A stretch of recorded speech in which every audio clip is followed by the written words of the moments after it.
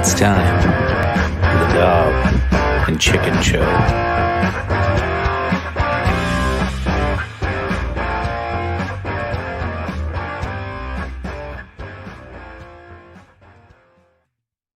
Oh, hey, did they already introduce me?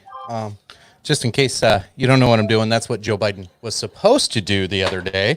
Holy shit, we had some fun this week in the news, folks. Excited to be back for another live edition of the Dog and Chicken Show. Tonight's topics are endless. There's so much good news and things to cover. So excited to have you all with us. Real quick, before we get into our guests and everybody tonight, I want to make sure, check us out at Big Buckin' at Facebook, of course. Check us out on the YouTube, as Bernie would always say. And yeah, more and more stuff to come from us. Check out our audio versions every day, starting tomorrow. I've already got a good 4 or 5 dropped on the audio version. If you look us up on whether it be Spotify or Apple Podcasts, whatever you get your podcasts, we have all the audio versions. We started from the beginning of the COVID Chronicles and started dropping them. So we'll continue to do that every day. One of our prior episodes, so you can kind of go back and listen to it, give a little audio commentary prior of what we're getting ready to jump into. They have been fun to go back and listen to. A little nostalgia there and some good times. We'll have a little bit of that tonight. But before we get into any more, Tony, how you doing, bud? I am fucking exhausted. I am tired. Got me a glass of scotch here. So, yeah, we'll see how this goes. Yes, this should be a doozy of a night. And Phil, welcome back as always. It is a pleasure to be here at the Dog and Chicken Show Extreme Edition. I am the devilishly handsome outlaw himself, your king of extreme, Phil KOE. Check me out also at the KOE Nation page on YouTube, Phil KOE on Facebook. And this evening, I am having some lovely bubbly Prosecco, and I'll get into that in a minute. But we have one more guest this evening, don't we, Chicken? Yeah. Cameron, how you doing? I'm good. How are you? Good, man. You want to introduce the drinking game for the night? So tonight we have the words, if we say any of the following, mitigate Trump or China, and we have some special ones. We're bringing back coughing. And a new one is if Tony gets interrupted in any shape or form or has to get up for his children. That should be fun. Picking on Tony a little bit tonight. But tonight, this is my beverage of choice. Beverage? Good old redneck Bud Light, the new German import. Before we get into what we're drinking, make sure you chime in the comment section, help lead the conversation and ask questions, and let us know what you want to talk about tonight as we have some ET action down below. We talked sex robots last week. Now we got this weird digital sex thing going on. He is drinking a Bud Light, and that does tie in with the 19th of this month. Next Tuesday is the Andre the Giant 117 beer challenge, where all of us at Big Bucket Entertainment, the RWP, KOE Nation, every corner of the web and every denizen of every corner, we are coming together to give our honor and tribute to the boss, Andre the Giant, on his birthday. And in one sitting, he drank 117 beers. And I think together we can match that feat. And you can join us, folks. Just let us know in the comment section if you're having a beer. Send us a video. Send us a whatever. In any way you can let us know you're having one for the boss. We're knocking one off of the tally. So thank you for that great segue, Kevin. I know that's what you meant. Absolutely. That's what I always mean. Definitely is. That's all I think about every year. So we know what Kevin's drinking. He's on the Bud Light tonight. We'll save Phil's for last, and maybe we'll go into that topic to start us off. As always, I am doing my little warm up with a little Crown and Diet Coke, and then I think I'm gonna bust open that Arbor-Lure. I don't remember how to freaking pronounce it. The guy corrected me at the liquor store. Arbor-Lure. I don't know. He corrected me at the liquor store, but he said it was good. So I'm going to bust that open tonight and give that a shot. So, Tony, what you got? I like it. I am just having a glass of Chivas Regal because I don't have any ice down here. I was going to get in to this marvelous TX whiskey. It's a blended whiskey, but it goes really nice on ice, and I don't have any ice down here. It really does go well on ice.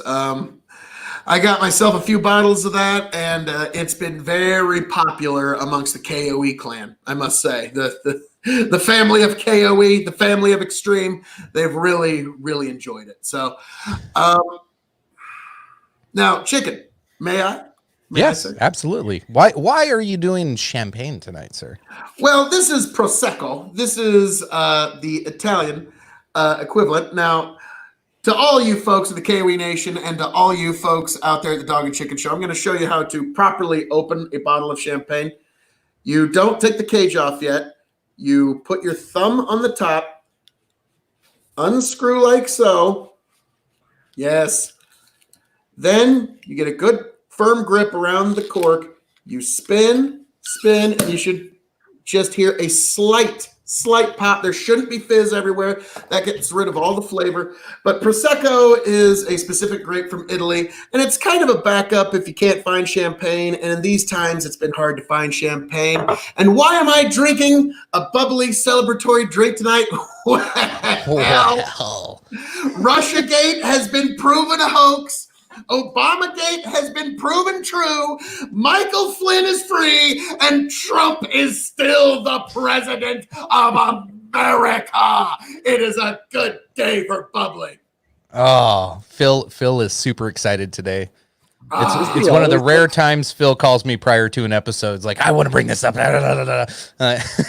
He's pretty pumped tonight. Yes. The companies that has actually been investigating the DNC hack of the DNC emails has basically said there is no truth to any of the Russian conspiracy. There is no evidence to support this of any kind. When James Comey said, it appears it was the Kremlin, that was him saying, I have no clue, but we're going to go with what it appears like because he had no evidence.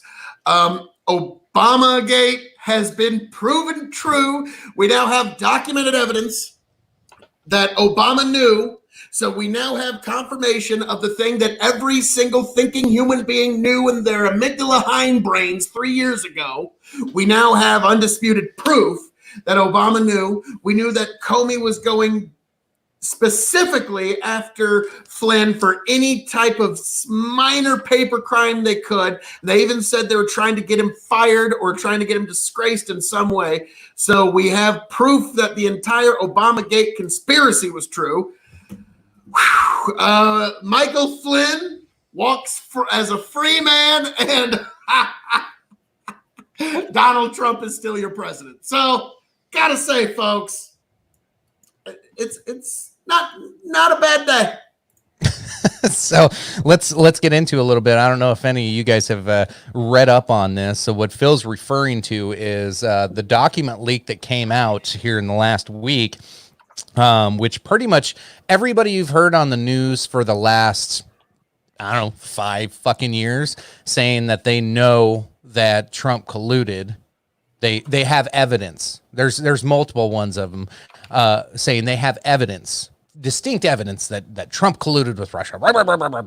And that's all you heard on the news for 4 or 5 years. Well, these document leaks came out, and there was under oath testimony from most of these same people, and they admit, no, I have never seen or heard of any actual evidence that suggests that this is true.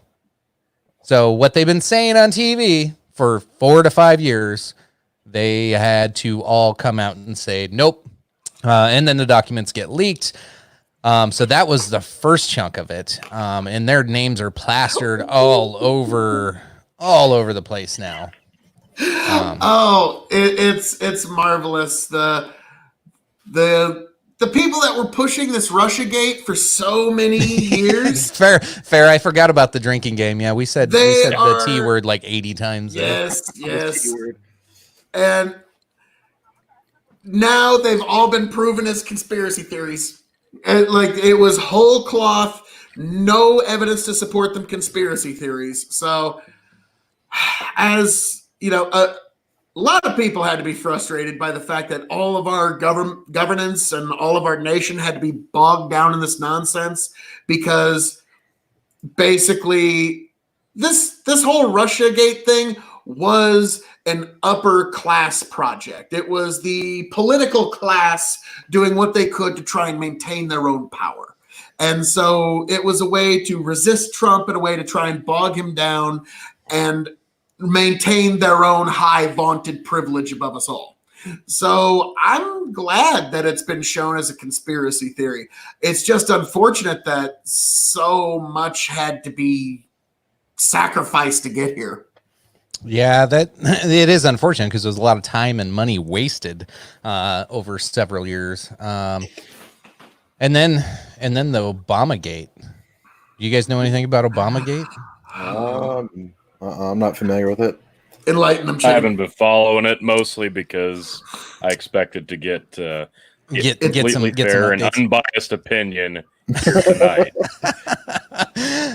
So basically, to roll it all up into a nice little bow for you, not only was Obama a willing, I don't know, participant, but may have accomplice, yes, and Joe Biden definitely involved with the whole investigation on General Flynn. They did it on purpose. So the whole proposition that Trump had collusion and used U.S. or the whole impeachment thing was that he used the U.S. intelligence agency. Yes, thanks, Obama. He used the U.S. intelligence agency and resources to investigate a political partner is what, or political enemy is what Biden accused him of. Well, guess what Obama and Biden did on their way out? They used spying powers of the U.S. government to spy on their political enemy. Oh, what the fuck? Like, Pot. Hey, Pot. What's your name? Oh, I'm Kettle. I'm like, what the fuck? Yeah. I guess my big thing here is I don't know. I never understood why it was such a big deal to begin with when people started talking about collusion with our current president, because I'm like, that's what they all do. That's what they've always all done. It's not a new practice. This isn't a new thing. Like, probably every president ever has done this and will continue to do this, but now because Orange Man bad, it's a big deal. So now we're finding out, holy shit, the last president, Obama, he did that. No shit. And it didn't bother me then. It doesn't bother me now. I could give two fucks less because it's politics. It's international politics. It's American politics. It's fucking politics. There's a reason we don't know about most of the inner workings and backstage stuff because we don't fucking need to. And we don't know the whole story. And we don't know why they're doing this stuff. There's a big picture that we as citizens don't see or couldn't comprehend if we wanted to. So it's not a big fucking deal. People need to stop making it a big fucking deal. Here's why I would argue with you that it is a big deal.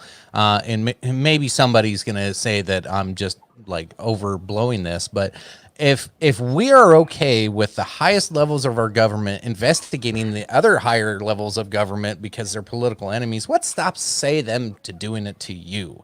And we set the precedence that they can do whatever they want to each other. Jesus Christ. Like, always been the precedent. Well, yeah, after you don't have to be okay with it. Nobody should be. After the Patriot Act, it was okay, but like now it's blatant out in the open. Like, this is just disgusting that they're doing it to each other. It's gross. Kevin, you had something there. So I always love that they went from like utilizing their like little rights to have oversight on each other, and it was just kind of like yeah, that's supposed to happen. But when they start branching out and watching American citizens, which they were told not to do, and like violating rights back and forth, and then it leads to this kind of shit, and everybody having the biggest conspiracy theories ever, when 90% of them are true. So just, except for like the birds being fucking drones, that one just kind of throws me off. I'm like, in 5G. Yeah, and 5G. Got shut down 5G. Don't get me started on 5G again, man. Just had to throw it out there. Now, Tony, I understand what you're saying, and I do get your point that over time you just get kind of numb to it. Like, you assume this is business as usual. But when the sunlight is exposed on these kind of acts, there still needs to be repercussions, because otherwise, what we have set up is the idea that the apparatuses of our government can go after disfavored citizens, whoever happens to be against the agenda of the status quo. And what you're talking about is kind of what I would call the Status Quo Protection Act of 2020.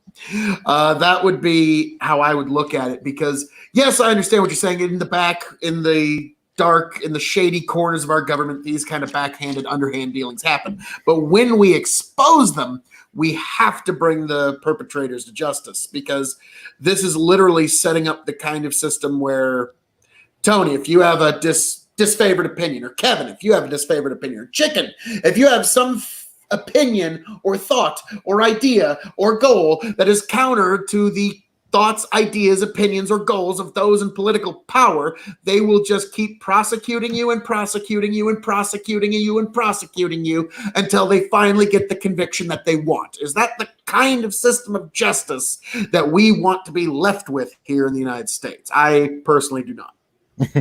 Fair? Go ahead. So what should we do about it as citizens, because we can't do shit? Comey better lawyer up, because what we need to do is we need to fucking throw guys like Comey in jail. There needs to be actual factual punishment for people that tried to, I'm not even going to dress it up, for people who tried to commit a coup on the duly elected government of the United States because they couldn't accept the results of a lost election. The best thing you can do is, if you have people of a like mind, there was I forget which state it was in, but their governor and like local legislator tried like putting in new like restrictions, and they went in and the entire town basically just ousted their local legislation. Riot. Yeah, let's incite violence. No, No, we're not no, they saying didn't. that. They didn't riot. They literally like went and like petitioned and voted, which is the American right that everyone has to, if they feel they're, for now, but if they feel wronged by their government locally or federally, they can vote and petition and get everything overturned, which a lot of Americans misunderstand. They think they have to like go turn cars over or break windows or throw Molotovs in their local businesses for some reason, instead of like doing the right thing and signing a piece of paper and getting it overturned. They want to like yell at people because they think that's so much better. Like yesterday was the Nebraska primary, and I did something that a lot of people don't do that still complain about politics. I went out and I vote. What? Yeah, shocking. What the fuck would you do that for?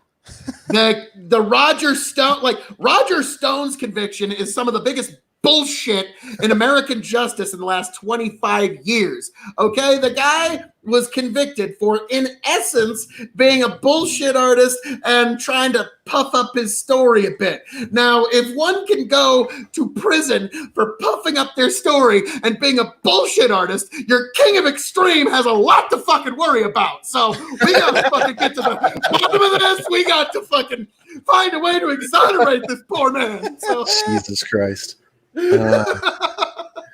All fun. But yeah, I will tip my glass one time for you, Mr. Stone. I'm so sorry that you're going through this nonsense, sir. Yeah, fucking. And yes, follow KOE Nation on YouTube. But yes, that is the insider information I will give from Roger Stone. Yeah, I feel like all of us are in danger if being a bullshit artist is illegal. This entire podcast is fucked. Well, that is kind of the. Go ahead, T. No, I'm. Go ahead, by all means. Well, to me, it's just like what the fuck was he in essence convicted of? Like when you break it down, the reason he actually ended up in court was, again, Tony. He was a disfavored citizen who had a disfavored opinion. And that's why the government, basically Big Brother, turned his eye upon him and he was fucked at that point. And God forbid if Big Brother should ever turn their eye on any one of us or any one of you in the audience, because guess what? You won't stand up to that kind of scrutiny. No one fucking can. So Grow the let's farm see. up nails it there. If lying to Congress is punishable by 3 years in the pen, then every congressman should have served 18 months to begin their term. Thank you. Grow the farm up. That's Thank fair. you. Yeah. Thank you. I mean, that's so Bravo, yes, sir. that's Bravo. and yeah, what Stone did was in essence like kind of an exaggerated, like, oh yeah, I got sources way back. I got people you wouldn't even know. Like that's in essence what he was convicted for, was trying to seem like he was cooler than he was, which boy, that is Yeah. Well, he completely did. unlike Roger Stone. He still looked cooler than Biden coming in with the glasses. I'm not gonna lie. Oh, Like, Roger Stone is like, he is one of the masters of sartorial resplendency. I wish I could be as fashionable as one Roger Stone. He is like, whether you love him or hate him, he is one fashionable motherfucker. I love one of my favorite examples of someone being a bullshit artist and paying for it was a dude, I think it was like 40s like time frame, maybe 50s, but he went around selling these like spiritual energy like revitalization chambers, and it's just like a big metal box that people would be able to sit in and supposedly rejuvenate. But obviously it's just bullshit. But like after like getting caught, like all the dudes like whose wives bought it were just like, yeah, I don't care. She sits in there for 4 hours and shuts up. So and it's just like, yeah, who cares? He outwitted a bunch of dumb people, and it still happens this day. But it's just like stuff like that is like funny that people can bullshit and like get in trouble for it. so, I ignored all that. yeah. So in case you guys are wondering why that's popping up when Kevin shows up, we did the end of last week's episode. We dedicated a good chunk of time to sex robots. We'd lost some viewers on that live stream, but I wonder why. We but gained some, Kevin we was lost cringing so I bad. hate it, man. To quote the great Doug Stanhope, our podcasts are kind of like leading you all into battle. You're not all going to be here when it's over. That's fair. But Yeah, no, that's a like, good way. but yes, I get it. But at the same time, god damn, I'm raising my glass to you one more time, Roger. I'm so sorry. Real quick before we get into I any noticed more. nobody's joining me. Yeah, I will shortly. Real quick before we get into any more topics for the night, do want to remind now that we have a few more people tuning in, we do have Andre the Giant's birthday. Phil had explained earlier he drank 117 or 119. I think it was 117. Yeah, 117 beers in one sitting. So for his birthday, we collectively at Dog and Chicken Show, Revolutionary Wrestling Podcast, and KOE Nation are all going to do a live stream. I might even have a call-in number, but otherwise you could send us videos on your Facebook or pictures or however you want to send in your pledges and see if we can't collectively as a group honor Andre the Giant, even if he didn't like pro wrestling. That's a hell of a feat. Any beer drinker should be very, very impressed with that. So Tuesday will be beer drinking night. So yes, be here next Tuesday, not Wednesday, not Thursday. yeah, it's kind of an odd night. 6 days from now, you are going to join us right here on YouTube or Facebook, wherever you've pulled up. Be here probably about the same time. I don't know if we have to go on a little early. I don't know. We'll discuss that closer to the day, but you've got to be here with us on Tuesday. Like Chicken said, you can text us, messages on Facebook, on whatever, Snapchat, doesn't matter. However you can get a hold of one of us, get us a picture or a video of you sipping on or chugging a beer. Chugging would be even better. Get it to us. That will count towards the tally of 117. We need your help. Yes, absolutely. Yes, and yes. Come on, folks. It's Andre's birthday. It's a great way to honor the boss, and it's a good way for us to all come together. So why not? And like you said, and we'll get into it more that day. But yes, he might have been one of the most prolific drinkers of all time. Sorry, sorry, man. It's. We gotta have the fun. Oh, no, it's coming back. Tony's like, nope, don't pull it down yet. I didn't do it. You did it. I hate all of you. Here. Move on to the next. Gingers already have no soul, so I don't know if I want to see ginger robot children. Those things will Poor just be, Kevin. those will just be killing machines at that point. There's no other purpose to them besides killing. Awesome. So Let's get back on track here. We talked last week about how freedom is slowly winning and these governor decrees are slowly falling by the wayside. And people are waking up to not only the facts, the data, the science, and they're not listening to CNN every day anymore, it seems.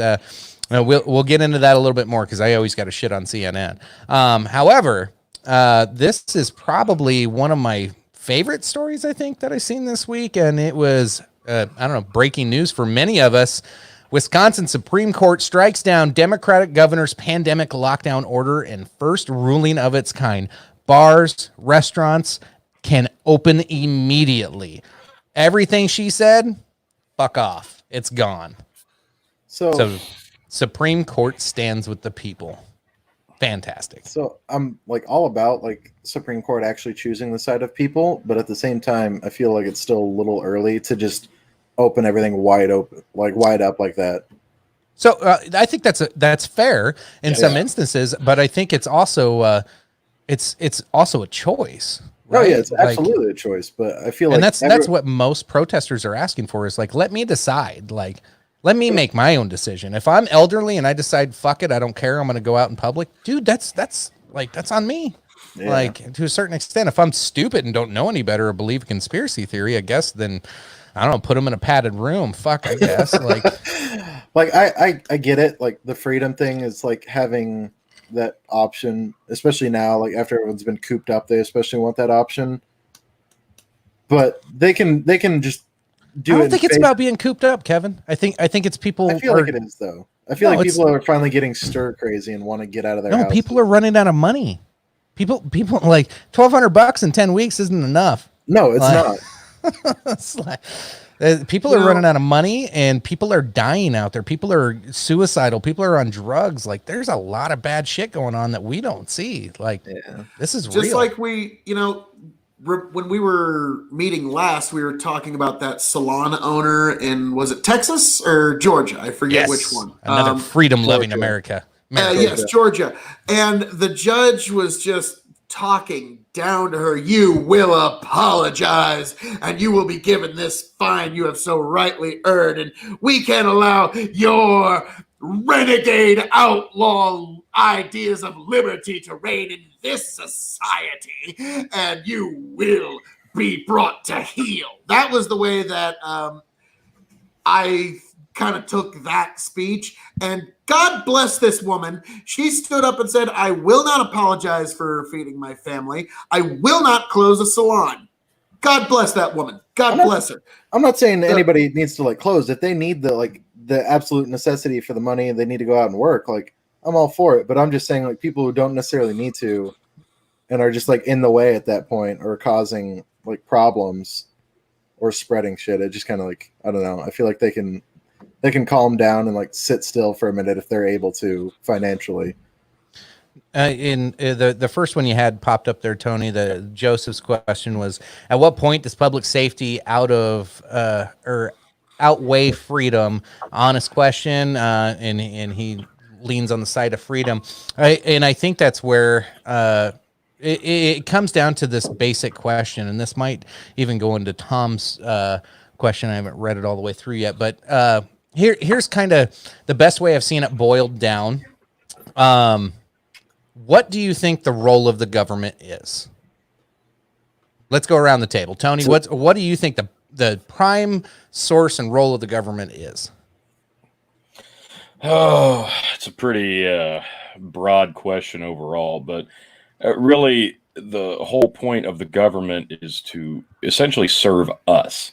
Like, in a roundabout way, they're supposed to direct the traffic and make the tough decisions, but really, at the end of the day, the government is supposed to be serving us in our best interests, and that gets completely lost in the shuffle a lot of the time, because you see it every day and every week and every month you collect your paycheck. You know, we're really mostly serving them, but the original idea of the government was they're there to guide us and direct the traffic and serve us, but it doesn't really work like that anymore, no matter how you want to slice that apple.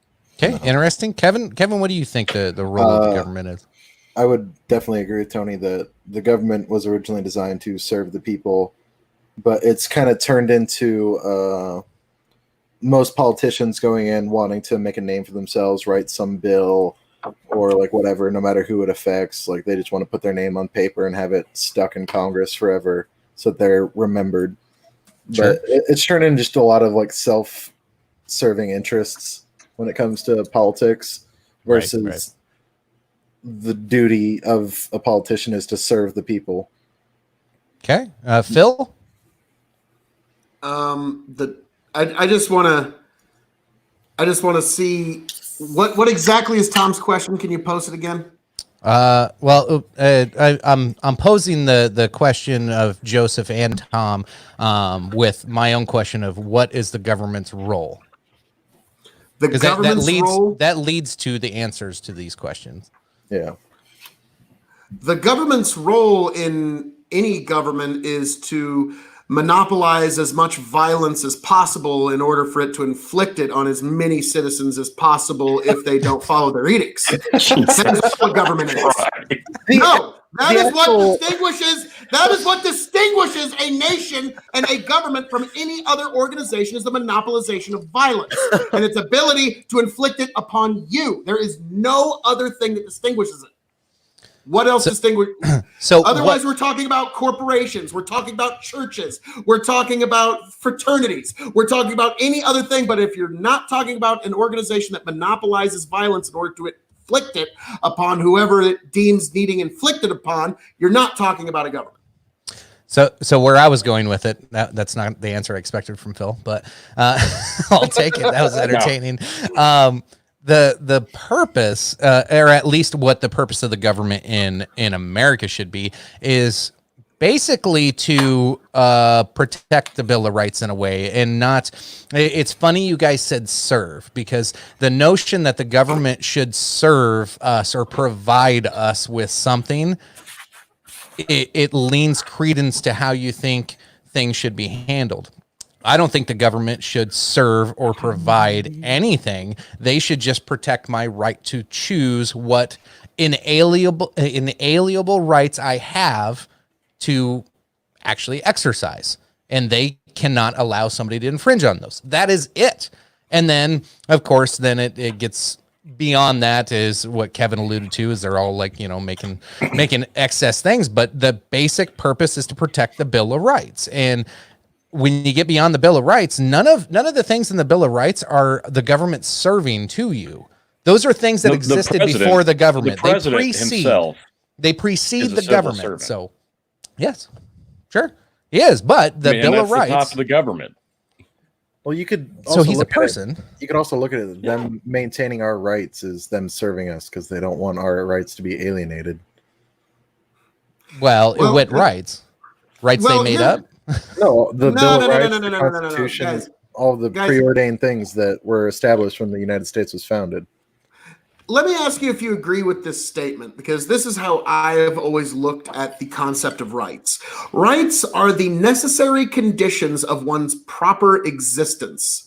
That is all a right is or isn't. There's nothing more, nothing less. I'll say that again. It is the necessary conditions of one's proper existence.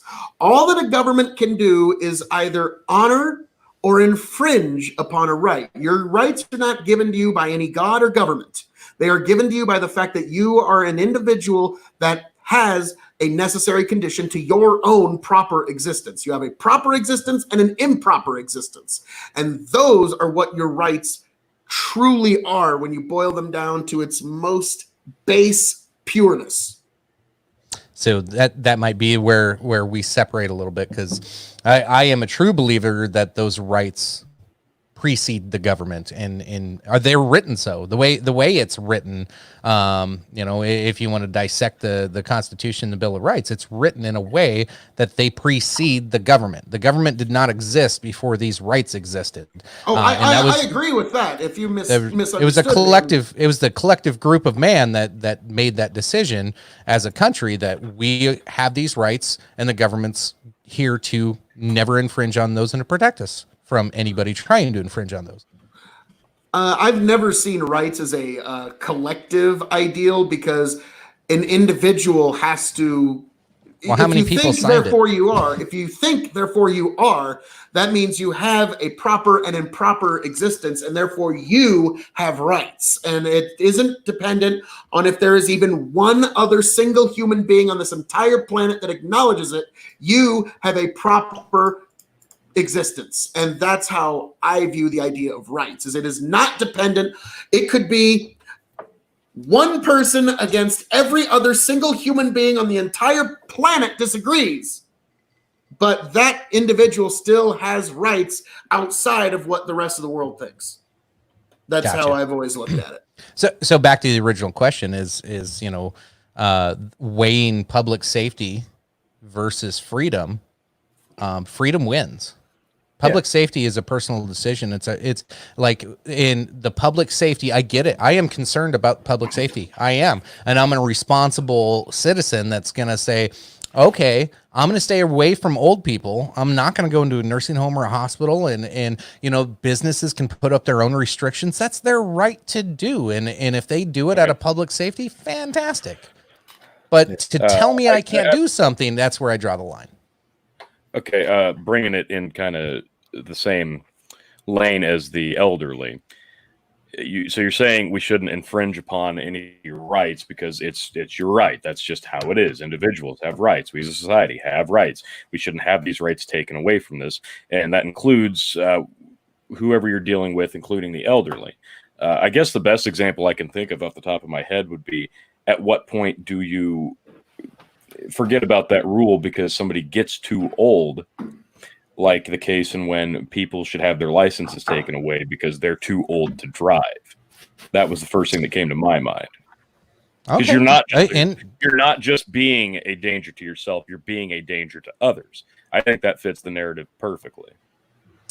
Yeah. Well, is it that takes us into a rabbit hole of the data and the science of our current situation, and if this is really a danger to a lot of people or not, compared to if I have a 97 to some to very few to a very small percentage, but that has yet to be determined. I don't know. It's pretty well known by now. But anyway, say there's a parade going down Main Street, and there's Tony, it'll never happen. there's Let me just go right to the bottom of that one. If they're dead, unless they're voting Democrat. Oh, well, yeah. Once they die, they vote Democrat. Yeah, but no, that's the as much as I hate to say, like, hey, folks, if you're worried about your segment of society not being served by government enough, vote. Fucking vote. You'd be shocked how much those politicians will bend over backwards if they know you fucking vote. It's just do that. The people that are 65 and older vote in fucking droves, and look how the government look how the government tries to do things for them in that regard. So sorry, folks. That's just something to keep in mind. Vote, and your government will probably care about your interests a little more. Yeah. Now, Tony, it's an interesting point and thought. And it is probably something that should come up. I don't know if it's necessarily apples to apples. There's a lot of nuance in between there. Is all I'm trying to point out. I don't think it's as easy as laying it out as one elderly person is a terrible driver because they can't see and have, I don't know, maybe are like Joe Biden and can't remember where they are half the time. So, sorry, I do any dig at Joe Biden I can tonight. I'm going to. He'd like it. Totally fair. Be careful. But yeah, I mean, hey, guys, this year we're in an election. I know you guys don't like it, but even Grow the Farm Up acknowledges it. Joe Biden is running for, hey, everybody, give me the monopoly on our society's violence. Let me have my finger on the button. Let me pick who the judges are going to be. Let me decide who the government is going to bludgeon and who they're going to reward. And that is, yes, thank you. Follow KOE Nation on YouTube. That is quite literally what is it that distinguishes Microsoft from a government? Any government, pick one, any of them. What is it that distinguishes the two? Does anybody know? The elected positions. No, they have boards and everything to elect. Yeah, but that's within the company. Yeah, is it not within the United States? There's not a society voting on who gets to be on the fucking board. you can buy stock in Microsoft and influence that. But yeah, Kevin's got but you can't buy votes. But basically just are we talking in are we talking in KFAB or real talk here for KFAB or pursuits? But what I'm getting at is Microsoft does not have. Thank you, Eric. Thank you. Vote for Phil for whatever. If there's some office you don't like, the asshole is going in there, just vote me in from dog catcher all the way on up to president. I don't care. I'm pretty cool. So, anyways, but what I'm getting at is Microsoft has no ability to inflict out and out violence upon you. They have no ability to kick your door in and drag you off.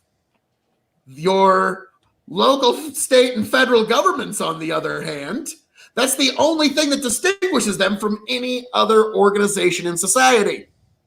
And so that's what I'm kind of getting at is like, thank you, Grow the Farm Up. Yes, it's the Constitution ensures that the inalienable rights endowed upon us our creator are not infringed upon. It's the first radical document in history to state those words. Yes, you are absolutely correct. But even that, like, yes, our government and the Constitution is a move forward in that concept, in the way that moving forward from a mud hut to a stone hut is still a great technological advancement. But we're still a very long way from a society that does not use the initiation of force to solve basic problems. And that's what I'm kind of getting at is, maybe there's a different way to do some of this. But that's when you're asking what's the role of government, that's the only role of any government from the beginning of history to this very moment right now, is the monopolization of violence. So I think we all chimed in a little bit on Joe's question originally, was the freedom outweighing the safety. Now, how about back to Tom's? This is a while ago, and then we got to get to Travis's. We brought up a wrestling topic. We got to get into that. If the government is going to shut down your store, it can't open or tell you that you can't work, then they need to be paying your bills. That's tough. Because, okay, so I'll give, this is going to be different across the country. So I'll give an example of here in South Dakota, there was never a governor decree. There was some limitations in some cities, but they were not enforced and nothing beyond. So no, the government in that instance, like, it's a voluntary shutdown is what we've seen up here. Now, in Governor Newsom or even the Wisconsin governor, I think as a business owner, like, and they got the SBA loans and stuff like that to help them out. But at a certain extent, they are responsible. They shut you down. It's no fault of your own that your business is going to go under because of this. So I don't know. That's a maybe a legal philosophy. I don't know. That one just to me as a citizen, if I was a business owner and I was forced to shut my doors, or I would get a fine or go to jail, and then I have to reopen that damn thing later, that's a scary proposition. How do I do that? Thankfully, the SBA loans are out there, so hopefully that mitigates a ton of that. But Jesus Christ, like, there's some people getting hosed. I talked to a friend of mine who actually runs it's like a hospitality chain. They do a lot of meetings, hotels, and stuff like that. There's opening things for every type of business out there, except for a few little ones. So, like, he doesn't know if he can, like, fill his hot tubs. He doesn't know if he can invite businesses to have meetings, even if he can create social distancing. Like, these guidelines are not set up for every business. And he's one small sector of the, out there. I imagine it's pretty widespread. A lot of people probably still don't know how to open safely. And if they're in a state with heavy restrictions, how the hell are you going to get away with it? So there's a lot of unanswered questions out there for businesses. And I feel for any small business owner right now, because Jesus Christ, it's got to be scary. Tom Pinion, in a free market, you can't force a business to close, period. That's just the end of the sentence. That's the way that should properly operate. And, guess what? The first few weeks, everybody pretty much stayed home. I don't know how well a lot of these businesses would have done if they would have even stayed open these first few weeks. But at this point, it's time for every business to kind of make their own decisions. Like, there's some restaurants around here that they have such a huge dining area that's so vast and wide that you could seat 25 people without really breaking any social distancing. And then you got some diners that you got like this much space to sit down and eat, and no, you can like allow 2 people in. And so there's going to have to be some sort of, everybody's going to have to make their own decisions and make their own safety precautions at one point, because if we shut down the entire economy forever, I think we've all kind of, even the like most overly cautious, bury yourself underneath the ground, mole people, keep the germs away from me types, have at least a fuzzy idea in their head that if we shut down the economy altogether, there might be a bad consequence or 2. So we are getting to that point where wrong sounds like a great idea, and then you remember that you have the monopoly. Oh God, yeah, that's well. Guess what? And so the government, and we come full circle. No. Well, yeah. Why are all these stimulus checks and everybody's getting any good? The government just sent out checks. Why are they any good? Because men with guns will go into the banks and say, "You will fucking take these goddamn pieces of paper, motherfucker." And so, yes, it's the monopoly of violence that keeps it all together. I coughed. You bastard. Sorry, I have to get us back on track with the drinking game. But God knows how many we missed. Yes, thank you. Yeah. Thank you, Grow the Farm Up, for bringing us all back full circle. But yeah, I think we need more information to make any decisions. We need to figure out this thing and inform individual Americans to make their own decisions. Well, yes, more information is always key. The problem is when our own government is giving us conflicting information from week to week to week. That's when at one point it's like, okay, mask up, glove up, and wait, it was Fauci in beginning of March said no mask. No mask. That's not that long ago. I know it's 2 months, but like it seems like 2 weeks ago. But like, and then oh God, I wish I'd have I might be able to find the image. I don't know if you guys have seen the picture on Facebook, but it shows like the 3 diagrams. I'm trying to zoom back out. Tony, stop it. I'm trying to the 3 diagrams where it shows a person wearing a mask and one not, and then the one not and one wearing it, and then the 2 wearing them, and it shows like percentages in there of your chance of contracting. And if both people are wearing a mask, there's only a 1.5% chance that you spread the virus. Fucking bullshit. Even Snopes of all goddamn people said that was bullshit. So there's all kinds of fake shit out there, and everybody's confused, and that's the thing that pisses me off. Tom Pinion's question, it raised a very smart question there, and it is a lot like eminent domain, and I get what you're saying, and God, trust me, as a farmer, just like when I hear eminent domain, like, yeah, we hate the fucking concept, idea, whoever, like, if I knew who came up with eminent domain, I would be tempted to, no, I'd be tempted to, where's his grave? Yeah, but it's, no, yeah, us farmers hate eminent domain, I would, God. But anyways, what you bring up there, I would, without really knowing every detail of every business, because who could possibly know them, my instinct would be I wouldn't have a problem with, say, a 0 interest loan to many of these businesses. I would have no problem with something like that. Like I said, without knowing all the details of every business, I would just tell you that's kind of my general instinct anyways. Yes, obviously there's a million details that could be worked out in that, but I do understand what you're saying, man. Like, it's fucking rough. If a government comes in and orders, "Thou shalt close," good luck with that. That's fucking brutal, man. That's fucking brutal, and that ain't American by any measure. So I understand exactly what you're saying there. And yeah, Tom Pinion, thank you for joining, by the way. Some very excellent and smart questions. Awesome. Let's turn this over to the world of pro wrestling, and maybe more of I don't know. This was I almost expected this to be a hot mic when I first heard it on the radio, but no, this was on his podcast, and He was just pretty blatant out in the open. Whether Yeah, you are a pro up. wrestling fan or not, Tom Segura. So many guys love wrestling. Segura laughed, discussing the subject with his co-host, Christina. I think wrestling is for, I will say it, fucking retards.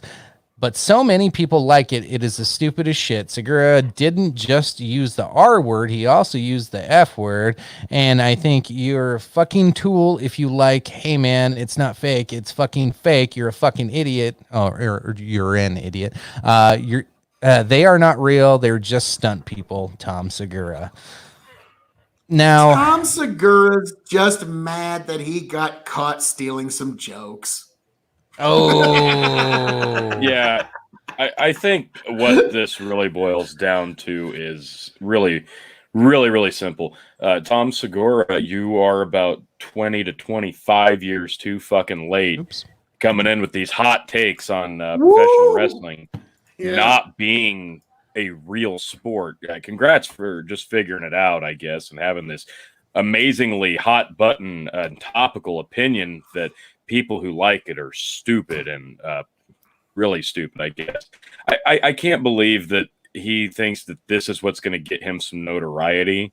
I mean, I guess all news is good news if it gets you in the public limelight, but this is just a piss poor way to get your name out there. Like it's such a cliche thing to do. Piss on professional wrestling to make a name for yourself. Like, give me a fucking break. Fuck you, Tom Segura. I find it, And it does that take the heat off of him for allegedly stealing jokes. So, yeah. but no, Whatever. I Fuck find him. it hilarious that one of the country's top jesters is making fun of anybody in any type of profession that's not real, because he makes jokes, possibly allegedly steals them, and then he wants to bash people that actually say what you want about pro wrestling, like they are athletes and they go through some hell and they go through some shit, like and to just blatantly throw everything out the door like that, it just shows how close-minded he is. Honestly, I was a Tom Segura fan, but I was just like, man, that was just a poor choice of leading that conversation. It's It fucking was. lazy, and it sits in line with the stealing of jokes. It's fucking lazy to attack something Allegedly. that we've known for allegedly for 30 years that it's a predetermined outcome, that it's staged, the storylines are written. I'm sorry if you didn't know that shit way was, to go about it. If you think it's not staged at this point, come on. now, Kevin, Chicken, I got just 2 quick questions for you. Just 2 quick. The last time you went to a play or you saw a play or were aware of a play, did you know that the people up on that stage are in fact not really going through this moment of their life for you to see, but they're actually going through a performance in order to get an emotional reaction from you? And I know. Now here's the other one. Did you know? Here, this is fucking crazy. Did you know, Motherfucker's spitting, that when Keanu Reeves was fighting Agent Smith in The Matrix, that wasn't actually a computer simulation in an alternate reality in a bad future where Neo must save the world? That is, in fact, Keanu Reeves and Lawrence Fishburne and a cast of other actors actually acting out the concepts of this in order for you to have an emotional reaction. Were you aware of this, or were you under the impression that this is an actual fight scene and Sylvester Stallone is actually a boxing world heavyweight champion? I am baffled. I had no idea. No, but just like Tom, I've known wrestling's been fake since I was like fucking 10, but I don't fucking insult anybody, or like I don't call them anything. I don't judge anybody because they enjoy watching it. Like I know fucking movies are fake, but I still love the action scenes. I still love the cinematics, the animation, the virtual effects, like everything about it. And it's the same for wrestling fans. They're entitled to enjoy whatever they want. So to like call them fucking retards because they enjoy something makes Tom Segura even more of an idiot, besides allegedly stealing jokes. Now, here's something he didn't even allegedly do. He's also a little bit of a suck up. Hey, I'm on the Joe Rogan show. Okay, Joe, I'll take your all meat diet because you're doing it. Can I be on the show more, Joe? Hey, is the camera on me, Joe? I'll switch to your diet, Joe. Is there anything else I could do? I wrote a poem for you, Joe. Would you like to hear it? Roses are red, violets are blue. I'm on this podcast and I love you. Like, yeah, that's every time I watch a Joe Rogan podcast and Tom Segura, like just about anybody in like that group is on there. The only person who doesn't seem to really give a shit is Bert Kirshner, and because he's just who he is. But Bert Kreischer, exactly. Bert Kreischer's funny. I like Bert. I love them. You're shattering things for Tom. He doesn't know. Literally, sorry, Tom. K-Fab, motherfuckers. K-Fab, guys, K-Fab. No, like cough, drink. It's still real to Tom. God damn it! Does he know about Santa Claus? We need that. We need the. It's still real to me. Damn it! On the still real to me. Damn it! I'm not afraid anymore. But yeah. So to me, it's like, Tom Segura, a guy that engages in a form of entertainment that does not utilize a fourth wall, seems to have a problem with another entertainment type that doesn't utilize a fourth. Like, come on, like what the fuck? Like, it's not like with WWE's in town, there's less people going to the comedy club, motherfucker. It's two different crowds. Like, there's no crowds right sorry, now. Tom. I'm so sorry. It's like we told you Santa's not real or something. Oh no! What? You don't suppose he didn't know that, did he? Oh, God damn it! Children are watching this. With Tony. Santa's not real? I think it's no. We're having fun with it, but I think they're like we've pointed out a couple things. I guess I didn't think of heading into it, but like it makes me kind of want to shit on him a little bit more. Like, where's your sense of professionalism in the entertainment industry? Like, and a lot of people already don't like the entertainment industry, and we always like on this show we talk about the left eating themselves alive all the time. Comedians are eating apart actors, and now they're going after pro wrestlers. I'm just like, at a certain point, you all live in the same fucking LA County. All right. Like most of you assholes do. So you at a certain point, you're going to have each other's back. So they choose like the biggest motherfuckers who can like make shit wrong for them. They're like, oh, this giant guy. Yeah, go fuck himself. It's like, all right, you chose that battle. But like, I think someone should tell Tom Segura, the last person who decided to steal jokes, got his entire show canceled and no longer does anything for comedy. Or the last confirmed thing, and it was Carlos. Yeah, Barney definitely loves you and loves me too. That's just science. That's just you two specifically. Actually, that big purple. I must admit, I'm totally green to what you guys refer to as pro wrestling. It's all over Fox Sports now. Can somebody explain to me what is this so-called SmackDown? Well, sir. Ask us again when the crowds return. They hurl words at each other, and it looks like the words hurt. I can't figure it out. I watched about 3 minutes of The Rock a few months ago debuting. Apparently, it was a big... Yep. The Rock with Becky Lynch and King Corbin. It was amazing. It was, yes. That was a while back, yeah. But it was the debut on Fox, so apparently Go the Farm Up caught their debut on Fox, and now he's asking, what exactly is a SmackDown? And a SmackDown That's a question I've honestly wondered since its inception in like 1999. I've never been a fan of the fucking name SmackDown, but hey, it's The Rock. I mean, what the fuck do you want? The guy gets everything over. He got the word jabroni over, candy ass, SmackDown Hotel, know your old bull. I mean, the guy's basically just a fucking word generator. So take it what The Rock years ago would say he's going to lay the SmackDown on your Rudy Poo candy ass, or he's going to take you to the SmackDown Hotel. And Vince McMahon one day just woke up and said, we're making a second show and we're calling it SmackDown. And here we are 1,000 episodes later. And it's still SmackDown. God. Yeah, we're well over 1,000. Yeah. I looked at the crowd. I saw an arena full of Trump voters. Pretty much looked like the four guys on the street. Yeah. Woo! Yeah. All I have the to word say is jabroni and candy ass a lot. you've yeed your Now it last looks call, like that. boy. Yeah, Um, this was So my final thoughts before we get off the pro wrestling thing, because God, we need to get off pro wrestling thing. By the way, Tony, the belt's on the Never. way. It's in the mail. Thank you.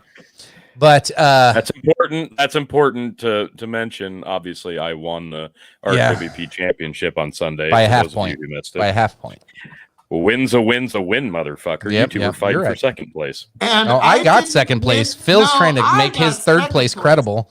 No, I beat you with a tiebreaker point. So even You though I have to didn't tie beat before you Tony- get a tiebreaker, you jackass. No, Tony said it's worth a half a fucking point. Go back to the fucking original video and you will see your wrongness, sir. And even though I didn't beat Tony, I still beat you. And that's How did you beat better me? than winning. Because I took the tiebreaker. Anyway, if you're gonna shit, my message Triple that Blaze chicken.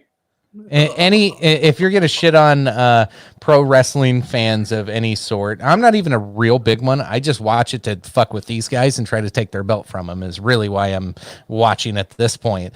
Because I know it pisses them off whenever I win or even are competitive in almost won this last one again. But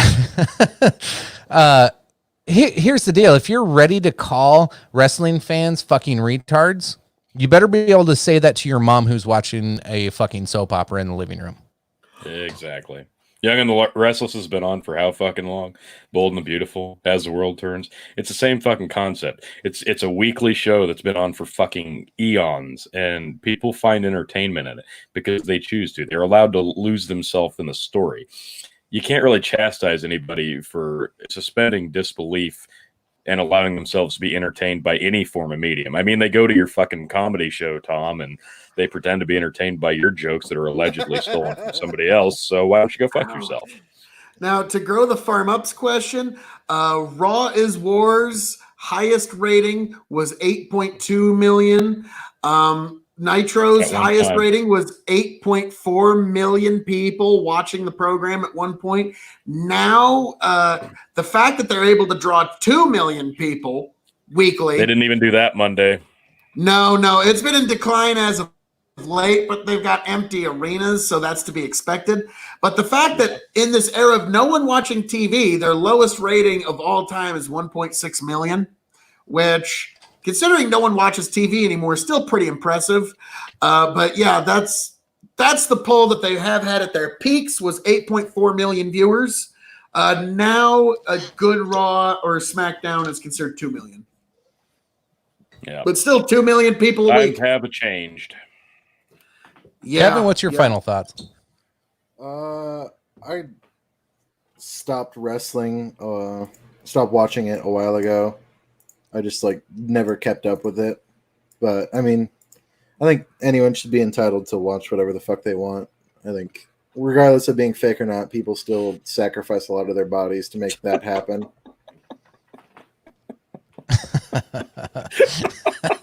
He's got a point. Yeah. I mean, yeah. It does. Football. Yeah. I'm not really into watching, all contact wrestlers sports do have the that. same amount of I mean, it's the same thing. Yeah. If you're that uncomfortable watching people touch each other, I mean, then I was about to quarantine's say, definitely for you. if you're not, if that seems a little off to you, you'll never get into Brazilian Jiu-Jitsu. Oh my God. Yeah. You can't even learn hold one in Jiu-Jitsu if you have any kind of trepidation about that. So yeah, you basically day one, you learn how to lick your opponent, I think. Real quick, this stuff. No, this is a good segue. You jump right in. Jesus, this is great. So if you've never tried it, I think this was about $50 or $60. I think might have been a little cheaper. Single ball. Amazing. This Phil, this competes with Dalmore in my opinion. you shut your whore mouth. I mean, okay, I'll take that. I said it competes. I didn't say it beats it. I need to do a side-by-side comparison, but there's a chocolate caramel apple hint to it. It's and then it is put in cherry casts and it's good. It is cherry, so good. not cherry. I thought I said cherry. Whatever. It's delicious though. It's super smooth. No, like a very small tingle. Very small tingle. I love whiskeys that have some kind of sherry cask maturation. If it doesn't have the sherry, it sometimes doesn't round out the bite, if you will. Sorry, Kevin. All the questions are heading your way here. I don't want it. Sorry, I don't make the rules. I just kind of make them up and then have you do them. See the difference? And yes, join us for the Andre the Giant Challenge on the 19th, folks, when we come together and honor probably one of the greatest drinkers of all time, Andre the Giant. I think he pretty much is. I don't even think it's even close to debatable. Like, if somebody else has come close to 117 beers in one sitting, I'd like to hear how they died, because he didn't die from it. Yeah, he just passed out and then got up the next day and wrestled. That'll be a fun episode. Right, Phil's going to give us a lesson in blood alcohol content, and yes, you're going to learn a lot. How Andre was able to actually stomach it all, and how his blood alcohol content would be different from one beer versus your blood alcohol content, which is why he could consume.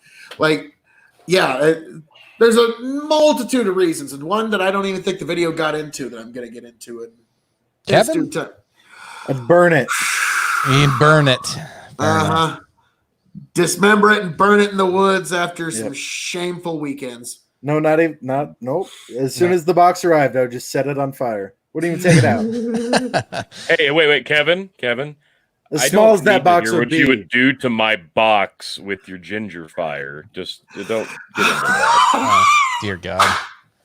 Keep those questions coming, folks. Tony, I will fucking bury you in all 3 feet of dirt that it would take.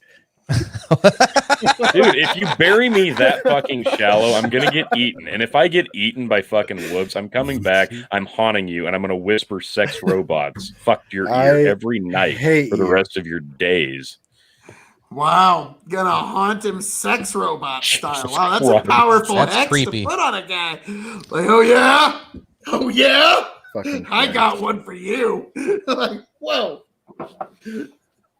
Kevin's gonna be making sure you're feeling better. Like, he's gonna shit. Is your health okay, Tony? How you doing? Like, I don't want that shit on me. We have. I'd love a follow-up comment on this. I think we all know what Free Malone would do with the Tony G sex bot. Oh God, he'd write a love song. I'd listen to that. That shit would go aluminum. This motherfucker's spitting, as Tony would say. Motherfucker's spitting. Do we have another topic? Yes, I do. Can we get into it? Like, please do. Oh my God. What do we have here? What do we have in the comments here? Oh boy. God damn it. Oh Jesus. I didn't want to go into this one. We'll keep it brief. Thanks, Tom. I must have missed this one, guys. I'm sorry. You're gonna have to enlighten me. You were on last week, weren't you? Yeah. Did I miss? Was I that drunk? I don't know. I don't know. Were you? I'm not responsible for you or your sex robot. Fair. Nor should you be. No, I should not be. So let me get the news story pulled up here. But if you're been living under a rock like Tony for a week, Ahmaud Arbery was the 25-year-old African American man that was gunned down by 2 white men. One's a former police officer. It looked really bad. It looked pretty racist. The film at surface level when it first came out was like, oh, this is cringy. But Phil wisely was asking, hey, let's give this a week. Well, whenever there's things like this where you're in an ongoing investigation and more facts are just dripping out, it's always good to wait for greater context. You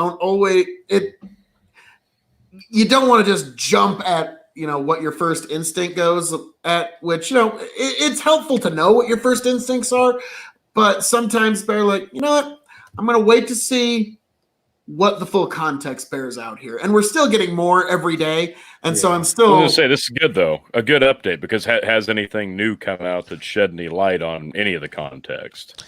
So I'll take that. No matter what we say or do with this, at a certain point, context doesn't matter. And like, there's no safe way to navigate this story right now. There's still details and facts that are not known.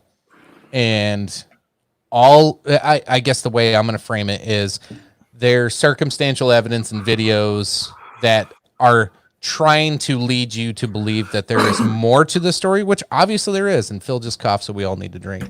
But obviously there is more to this story. However, both sides are trying to paint a narrative. And this is what I warned of last week when we brought it up, is that the media is going to run with this. And this is all like this thing, because they couldn't get impeachment and Joe Biden's such a failure. They have no other stories to run on, and nobody trusts them on coronavirus anymore. They need something new. And now they found a reason to, oh, damn you, Buddha. Now they got a reason for us all to fight with each other. And unfortunately, it's going to be in the name of a poor black man that got killed, whether it was right, whether it was wrong. It looks bad still. However it plays out, we'll see. But at the end of the day, like, I really don't like talking about this, because it is just, it's just bait. It's bait, man. It's fucking, there's nothing right you can say about this. A kid died, 25-year-old kid died. 2 guys are in jail. The investigation was flopped from the start. And now, hey, you know what? Both the guys that killed him are in jail right now. So, hey, let's let justice take its toll and run its course and see what comes out of this. And, you know, it might be months before we hear everything. But everything from now to then is going to be a lot of speculation. And all it is the media trying to just spin us up and get us to hate each other. That's just my I don't envy that jury. That's it's going to be bad. One. Yep. Thanks. Yeah, he got me. Hang on, we do have another question. Yeah, Kevin. What'd you do? These I like are her. the trying questions. Thank you, Miss Ford. These are the trying questions. Did you want to keep this one, Phil? These are the hard-hitting topics that you get here at the Dog and Chicken Show. This is the high-minded Pulitzer Prize material, really. Yes, I'll leave them there. I don't think there's a doctor. I assume it's more like a mechanic. Yeah. They can keep the kid. I don't want an oil change. So let's get back into a real topic. Oh God, here we go. When oiling up your sex robot, do you use actual oil? Yeah, is it like straight 30 or you use 10 weight? Like, I'll let him think about that one. A little WD-40 doesn't hurt. WD-40 does the trick for everything, apparently. Okay. Eat my goddamn asshole, all of you. Let's get into and you're talking about sex robots being weird. He's in trouble now. Shit. Now, son. The wife caught him. Wife caught him. There's no robot about sex robot. They want me to have sex with a goddamn robot, and they're joking about children. No, I didn't joke about children. None of us joked about children. None of us brought up children at all. That's weird. Our hands are clean on this one. Yeah, I don't know why you're talking about robot children, Kevin. That's weird. This Boy Scout would never let anything untoward happen. What are you talking about? All right, actual news topic, real quick. We'll distract from Kevin and let more questions roll in. We'll hit him up later. Fuck you. So, you guys remember that gal in California who had relations with one of her interns and had like a lesbian sex affair, and then was removed from office? Do you recall this story? We covered it. I saw this Lifetime movie. What was the name of it? This was like 6-7 weeks ago. What was her name, Phil? Do you remember? It's Christy. Katie Hall, was it? Or yeah, let me look it up real quick. Either way, it was California. Katie Hill. Katie Hill. So California's 25th district had a 9-point lead over Republicans after she has resigned. Looks like they're about to get squashed, and Republicans are going to take that one. Then we also had another special election started in Wisconsin. Now Wisconsin already had like I want to say it was like an 8-point lead on Republican side. Looks like they're up to like a 14, 15-point lead last I seen. So this is, and we saw this, Phil, back in 2018? 18. We had some special elections and Democrats just squashed the Republicans. And then we saw the blue wave of November 2018. Oh, shit, son. Like, we might have a little bit of a precursor to November 2020. We're seeing 2 big red pushes. Is this a call out to a red wave come November? What do you think, Phil? I think the Republicans are going to do a lot better in the down ticket elections because you've got Trump supporters are kind of a unique voting bloc. They will crawl over glass and fire to vote for Donald Trump. And when they're there, they're going to vote Republican down the ticket. And I think that's going to help. And Donald Trump has been handed a really weird shit hand in the last year of his first term, and he has played it perfectly. He has actually navigated us through this about as well as you could really reasonably hope any leader to do. Our numbers where they are now are where you would expect any other competent leader to have us at. Things aren't going to close down as quickly as we wanted them to. They're not going to close as quickly as we like. There's going to be problems. There's going to be some infections. We were able to socially distance enough, and the curve is at least flattening right now. It's not going away. It's not going down, but we're at least flattening it. So we have to kind of give credit where credit's due in that regard. And so it's going to only be beneficial to Donald Trump this election year. And this is normally you would think this would be a layup year for a Democrat. You've got a pandemic crashing the economy for a Republican president that was depending on the economy. But now, here we are. Now, I don't think it's going to be a given that Trump wins. I think it's very likely. If I was going to put my money, I'd say Trump's going to take it. But every election is, who took it by 51%? Wow. Who barely took the slim, thin majority? And if we were to ever have a presidential election that ended in a 55% majority, that would be considered a mandate from the heavens opening. And God himself came down and said, I decree thee the president. 55% is basically a mandate from God. I don't see that. And I don't think it's even remotely realistic to call a shot right now. Like if I was going to predict right now, I would agree with you, Phil. But holy shit, it's May. Yeah, he's right. And right now, 2020 is spitting out the fucking hits like it's a goddamn Earth, Wind, and Fire album, folks. 2020's got a lot more left in store. And what's going to happen between May and November in terms that could impact the election? We haven't seen shit yet. We got murder hornets on the way. We got whatever kills murder hornets to come after that. I'm hearing some intel about like flying unicorns that breathe fire that eat the murder hornets. So we killer got a lot sex of great robots, shit. killer ginger Killer sex baby robots. Exactly. We got a lot to happen between now and November. So calling your shot now, it's insane. But I do agree. And a lot of people, like I think Dennis Miller even said, you're not even going to see Joe Biden get on stage and debate the Donald because there's no chance. There's no fucking chance there. Nice I said that weeks ago that Joe Biden's going to come up with some excuse for why he doesn't need. I shouldn't even grace someone so disgraceful and despicable. Like now, yeah, he's going to act like he's above it. But Donald Trump is a goddamn president. Sorry. Peach 45. Say that. Okay. 45. Yeah, so I think he's going to find some reason to not have to get on stage with 45 and debate. You wait and see. He's going to come up with some excuse, and that's going to be, they will broker the Dem convention. Somebody totally unthinkable will be the nominee to go against Trump. It will be epic. Now, grow the farm up. I made the prediction that Kamala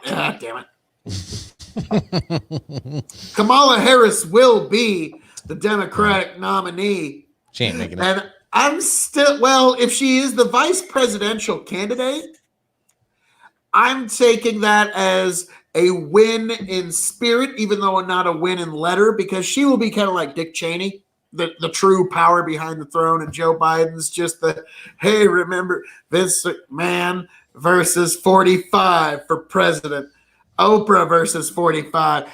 If Oprah would have ran, Trump would need to worry. Trump would need, damn, 45 would need to worry. No, that's your 55%. It's a fucking Oprah runs there. It's done. It's fucking done. She secures a nomination. You just step the fuck down because nobody beats Oprah at anything. You know, hey, did you ever see who was on the cover of Oprah magazine this month? It's fucking Oprah. What? Oprah. No way. Get the fuck out. It's Oprah. I know. It was narrow. It was fucking narrow. Narcissism's fucking fantastic, isn't it? Having I'm gonna make my own TV network. I'm gonna make my own magazine, and I'm gonna be the only show and on every cover. Like, having Oprah for president is like having Dr. Phil for an actual psychologist. Yeah. Or the difference is Dr. Phil probably actually knows some stuff. He hasn't had an actual doctorate in forever. He lost. You don't have to. He lost his doctorate. If you have a TV show, you don't need a fucking doctorate. But then you're not an expert. If someone knows that you aren't actually qualified or licensed, then how can you call yourself a doctor and actually say you're helping people and not just ridiculing them? Look at the fucking numbers watching The View every fucking week. Yeah, because everyone likes to watch Dr. Phil roast fucking dumb Betty and her redneck mama. They don't give a shit about what he has to say as an actual fucking diagnosis. They need to be roasted. Do you need help? Do you think I'll that fucking it's roast you fair on my that show. you told Let's your go. mama a bitch when she said you couldn't stay out past 2 a.m? Fuck you, ho. Catch me outside, you know. She don't know me. Fuck. Now, Oprah, can we just take a minute and let's just contrast these people's tremendous pain and tragedy with my tremendous success. Yeah, that's what I see every time I look at Dr. I see that you're going through some pain, but let me go ahead and plug myself in here and your struggles. Look at my $6,000 suit. Look at this. My shoes cost $800 a piece. Like, yeah, that's what I see when I turn on Dr. Phil. But yeah, Oprah, The Rock. The Rock could do whatever the fuck he wants. If he just wanted to be like, yeah, I guess I'm going to be president now or whatever, he could be president. If he decided like, yeah, I'm going to just like run the UN now or whatever, he could do that. Yeah, I'm just going to own an NFL team now or whatever. He could do that. Yeah, I'm just going to, own this state basically and ride horses on it in Montana or whatever. Montana be like, it's all yours, Rock. It's all yours, man. Like he could do whatever the fuck he wants, and he should really be complimented for, his clemency, his ability to hold back doing any of that shit. Like he can really do whatever. And yes, follow KOE Nation on YouTube. Got a lot of great content up and more coming down the pipe, folks. But yeah, I think we were on to something last week when we discussed The Rock possibly running for president, and we said Kevin Hart should be his running mate. I think that was last week. Yeah. I think we got something there. Yeah, I could see that, but now The Rock can just do whatever the fuck he wants. But like I said last week, does he even need a running mate? Can you imagine how much? There's your running mate, Oprah and the fucking Rock. Name me one person in the country who's going to vote against Oprah and the Rock. Like, that's an open and shit. You fucking lying motherfucker. Bullshit, Kevin. No, you're going to go into that booth, you're going to sit down, and you're going to have every intention not to vote for the women in our audience. Oprah, and hilarious. You will do it. Stedman's voting against Oprah. Oh, fuck, I don't need more fucking light on this. No, I don't need any more fucking highlights on me. No. Yeah. So, he don't need any more spotlights on him. So, yeah, Stedman's No, not we're gonna- already there. We talked about this last week. If you haven't seen the movie Idiocracy, watch the movie Idiocracy because we're fucking there, folks. Why are We you have talk like that? Are you a fag? Go away, I'm baiting. Oh, do you like latte? Oh, it's a fucking great movie. Like the first time I sat down and watched Idiocracy, I didn't. The first time I saw it, I didn't know what the fuck it was. I thought it was dumb as shit. And then It's I our actually sat future. down and watched it.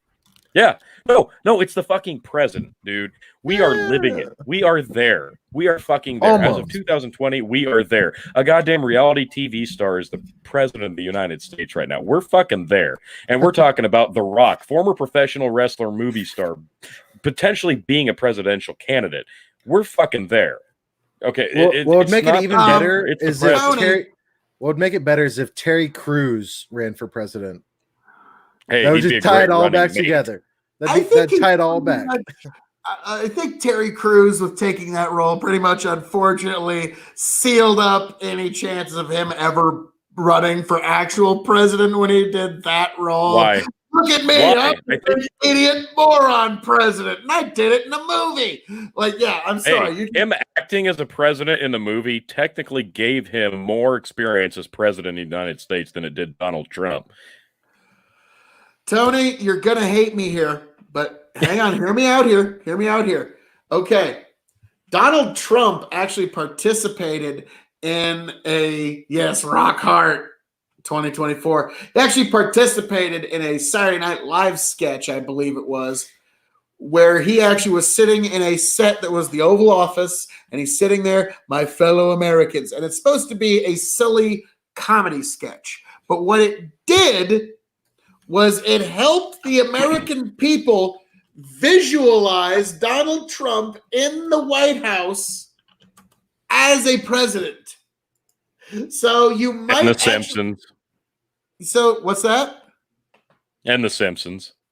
Yes, but you might actually have something there in that if you've actually got yourself established in the American people's general psyche as somebody that they could envision being the president, it's a pretty good leg up, and that was what helped Donald Trump. And that's a theory that I stole once again from Scott Adams, because he's the guy who keeps talking about how Trump is so persuasive, and this was one of his visual persuasions where he showed you visually what it would look like for him to sit in the White House and be administering decisions, and it primed your mind for, okay, maybe this isn't so ridiculous.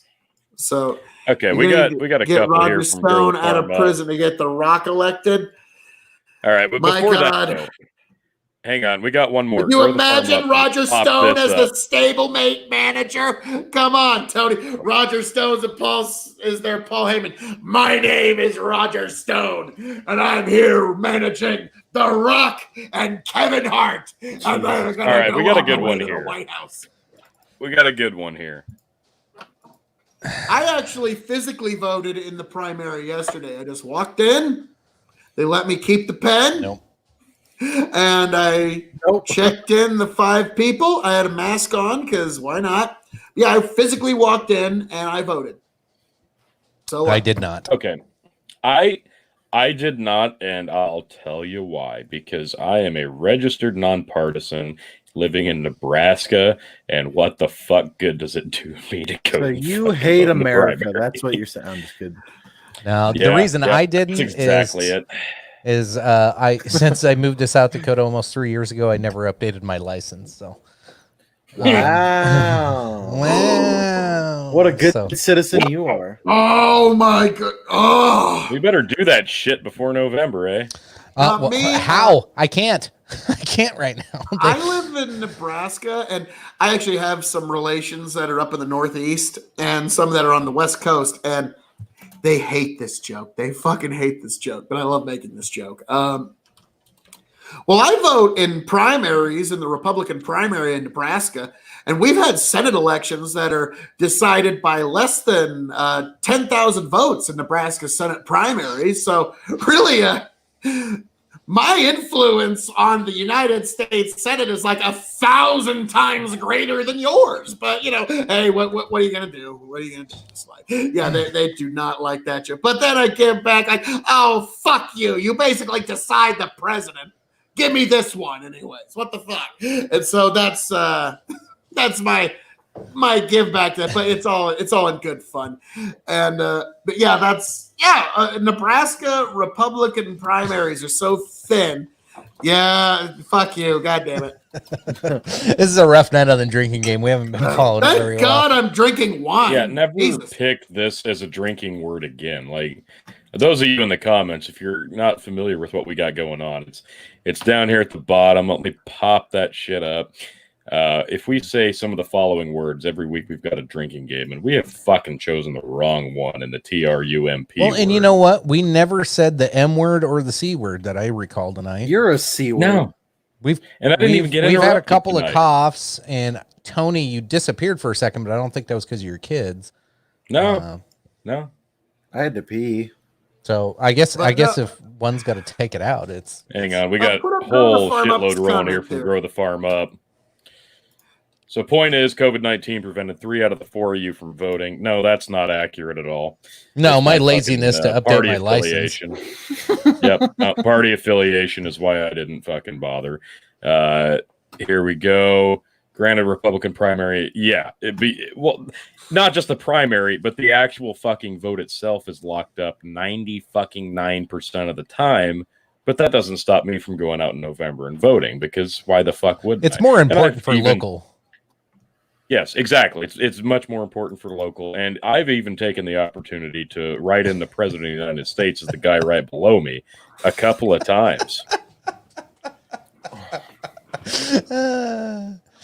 I love it. I love it. And did we hit this one from Grow the Farm Up? No, we haven't hit it. But this new COVID voting by mail changes the very face of the American electorate. Totally changed it. Think about it. You have to request a ballot by mail, and then they have all your personal information. Now, I know we've talked about this a few times. Chicken, you've brought this up. Why can't we do this shit electronically? Why do we have to do it by going publicly in person and using the pencil? Why can't we do it electronically? Yada, yada, yada. Why can't we even do it like a fucking American Idol voting? That's been discussed to death, and it's a fucking idea, because it's a real idea. Because the paper ballots have been manipulated so poorly and mismanaged so poorly over the last multiple elections that I don't think it matters what form of voting we take at this point. It's not the form of voting, it's that you just get registered to vote and vote, even if you're not informed on who you should vote for, or feel you should vote for, or who you would want to vote for. Just Thank you, fucking get Travis out there Cunningham. and do it. Thank you, Travis Cunningham. Bet you never thought you'd hear those words come out of my mouth, folks. But thank you, Travis Cunningham. It would be hacked What difference too easily. does it make? One paper ballot. They can do the same thing. Here, let me get a fucking When number it's 2 completely pencil. digital, completely digital, one person can inflict way more damage and way more fraud if it's all completely So digital. that whole 2000 I will- election in Florida didn't fucking happen, I guess, because all those They still ballots had to were count the for- fucking votes. They still had to physically count them. Hey, And yes, there's a some way of them to were do marginal. it. You're telling me that the fucking United States of America can't figure out a secure way to electronically do the fucking vote? That's what you're telling me. Not right now. No, absolutely Then- not. The so- idea that so we we- could not. so we the have idea to that stick- the machines aren't So we have to hackable stick to is fucking absurd. pencil and paper for all of eternity, because For at least the next 10 to 15 we're just years. not that secure, but you should trust us to Hey. do everything. Hey, you want to know what's really secure? So secure that the U.S. government still can't figure out how to hack it. An iPhone. Bullshit. Yes, but no, you are I'm so sorry. fucking in my No, to not no. know it's not even fun. My No, God, they fucking own your ass. Fucking Bill Gates is on top of the goddamn COVID. Oh, cure, now you who's the blind conspiracy motherfucker. You want to theorist? put on a tinfoil hat? Are you shitting me? Bill Gates is at the forefront of the fucking COVID vaccine. You're telling me they can't hack your iPhone? You're full of fucks. No. This has actually been all over the news in the past and litigated several times. Like Apple has a distinct promise that they will never release any personal data. They don't give a shit. That's Totally the promise believe it. they made to their customer. And then when what was it, the San Bernardino terrorist, whatever fucking thing that happened, that was the first time that anybody was like, Apple, give us their info, and they refused to fucking do it. And the government couldn't figure it out. They couldn't get into it. So, hey, the technology's there. People could do this. It's just we are too paranoid as a society to trust anybody, but I don't blame you for not trusting anybody. I really don't. I don't like I might get into the CNN thing. I know we got a lot of comments coming in, but like, why don't you trust things? Because of what you see in the media, what you've been told in the narratives that we all have to fucking follow all the goddamn time. It is boy cried wolf over and over again. That's why CNN's going to fucking fall on their face when COVID's over. That's why goddamn MSNBC is going to be looked at as the next goddamn InfoWars and Alex fucking Jones goddamn show because they spread the opposite shit. It is all fucking craziness. None of them are telling facts. Going nowhere. Until COVID's over, you know, their ratings went up because here's a fun fact. Shout out to Tim Pool. He added some really good stats on this today. He was talking about how CNN's ratings were terrible. Trump was always talking about how terrible they were. But then when COVID hit and they started running these goddamn fake press briefings and all this fake news, their ratings have just skyrocketed. And now they get this Trump bump every time. And I just said it again, so we'll drink. I'm paying attention still. I'm not hammered yet, folks. Let's do this. Kevin's hurting. But they got the bump. They love this. They're like in a time when nobody's making money and or like, was it 30% of the country's on unemployment right now? CNN's raking in the dough because of COVID and because of the president. They love this right now. They don't want it to go away. So they're going to keep pimping out this conspiracy bullshit and this fake news bullshit as long as they fucking can. And people are eating it up. Half the people you know watch that bullshit and fucking believe it every day. It's fucking sad and it's annoying as shit. All right. Yeah, but you just said something. You just said that CNN's going to go away after this. They're going fucking nowhere. They're going to get exposed. Something more. It doesn't matter if they get exposed. They're going nowhere because there's always going to be something fucking else. After the fucking impeachment, that's when the COVID thing kicked up. There's always something fucking else. They're going nowhere. They play off fear. There's always fear. You can't get rid of fear. There's no fucking way they go anywhere. Get rid of fear with beer. But now, Tony, I know you're going to disagree with this, and there's a lot of folks that are going to disagree with this, but I have made the insistence that unless it is absolutely required by the law, I will vote by nothing but paper ballot physically in the location. That's fine. Because that's fine. Mail-in ballots, it's too easy to manipulate that and turn into ballot harvesting. Digital, there is one person, one capable hacker has the ability to change the outcome of tens of thousands of votes. And so, no, we just simply, yes, there will be some utopian day when we can have perfect cybersecurity. I'm loving this. We are not there today. I love this. That is not the state of the world in 2020 today. That is not how our world will operate in November of 2020. In the future, perhaps we can. It's hard to get a word in on Phil, isn't it? It is. It is. And I'm dude, you're telling me. Like I understand that beyond. You have no idea. But no, why would you ever need to? I mean, here, I'll just do that. You're telling me that we have to stick to pencil and paper ballot voting because there's a fear of a chance that something might happen. Granted, there's a large chance that hackers will fucking do this because of course they will, because that's what they do. But what you're telling me is we should just succumb to that fear and not take a chance and not try to evolve because God forbid there's a chance something happens. Well, I mean, in that case, you're right. We should probably just quarantine forever and never go back outside, never go back to work because we might catch the coronavirus. Is that what you're saying, Phil? Thoughts? Absolutely not. What I am saying, though, is there's a reason people buy things like gun safes and fire extinguishers because of the fear of a chance that there could be something that goes awry. So let's take measures in insurance. Don't forget let's take measures in advance to prevent and make it impossible to bring about this level and that type of widespread fraud. And paper ballots is the let's only start way that you that prevent shit. widespread fraud. Sure, let's start on it. But November Hey, Chicken, I 2020. know your name's in the show, but did you have a fucking thought? Oh, this is great.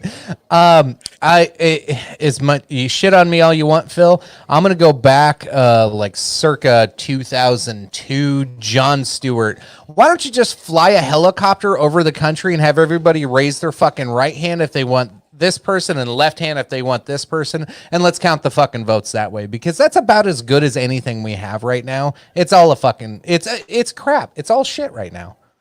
So I don't know. I'm just saying we need to look at something else. In shooting down the fact that, oh yeah, I want a paper, like, have you ever seen your paper ballot after you turned it in? None of us have. Like, no, you never fucking will. You so never what's will. That's the point. It's what's the dropped point in into the a secure safety? Like, box. what makes you feel safe about a paper ballot? I don't see what a Nothing. paper ballot is more safe than clicking a fucking mouse. It's They're all anonymous and it can't be altered. Familiarity. It can't be altered after the That's fact. why Phil feels safe with it. It's anonymous. If you have to mail in your ballots, if you have to digitally vote, your anonymity is gone. People will I be can able see to that. track your votes. They'll be able to track who you supported throughout the years, and they'll either You don't even advertise have to you, do or it they'll with either your smartphone. That's not the suggestion here. The suggestion here is it doesn't even have to be connected to the fucking internet. It's the goddamn fact that every year we have to hear this shit about, well, these 80-year-old ladies in fucking Montego Bay, they're not sure which oval got shaded in, and it might be a couple more weeks before we know who won the popular vote, because fuck we them. using a fucking Fuck speak them. and spell to So- vote instead of doing the pencil paper method. Kevin, what you got? I would bro? rather it be thorough and accurate than quick and wrong.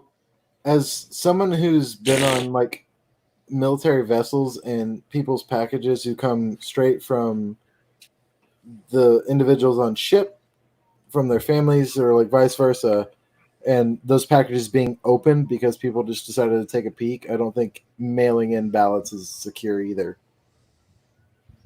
God no.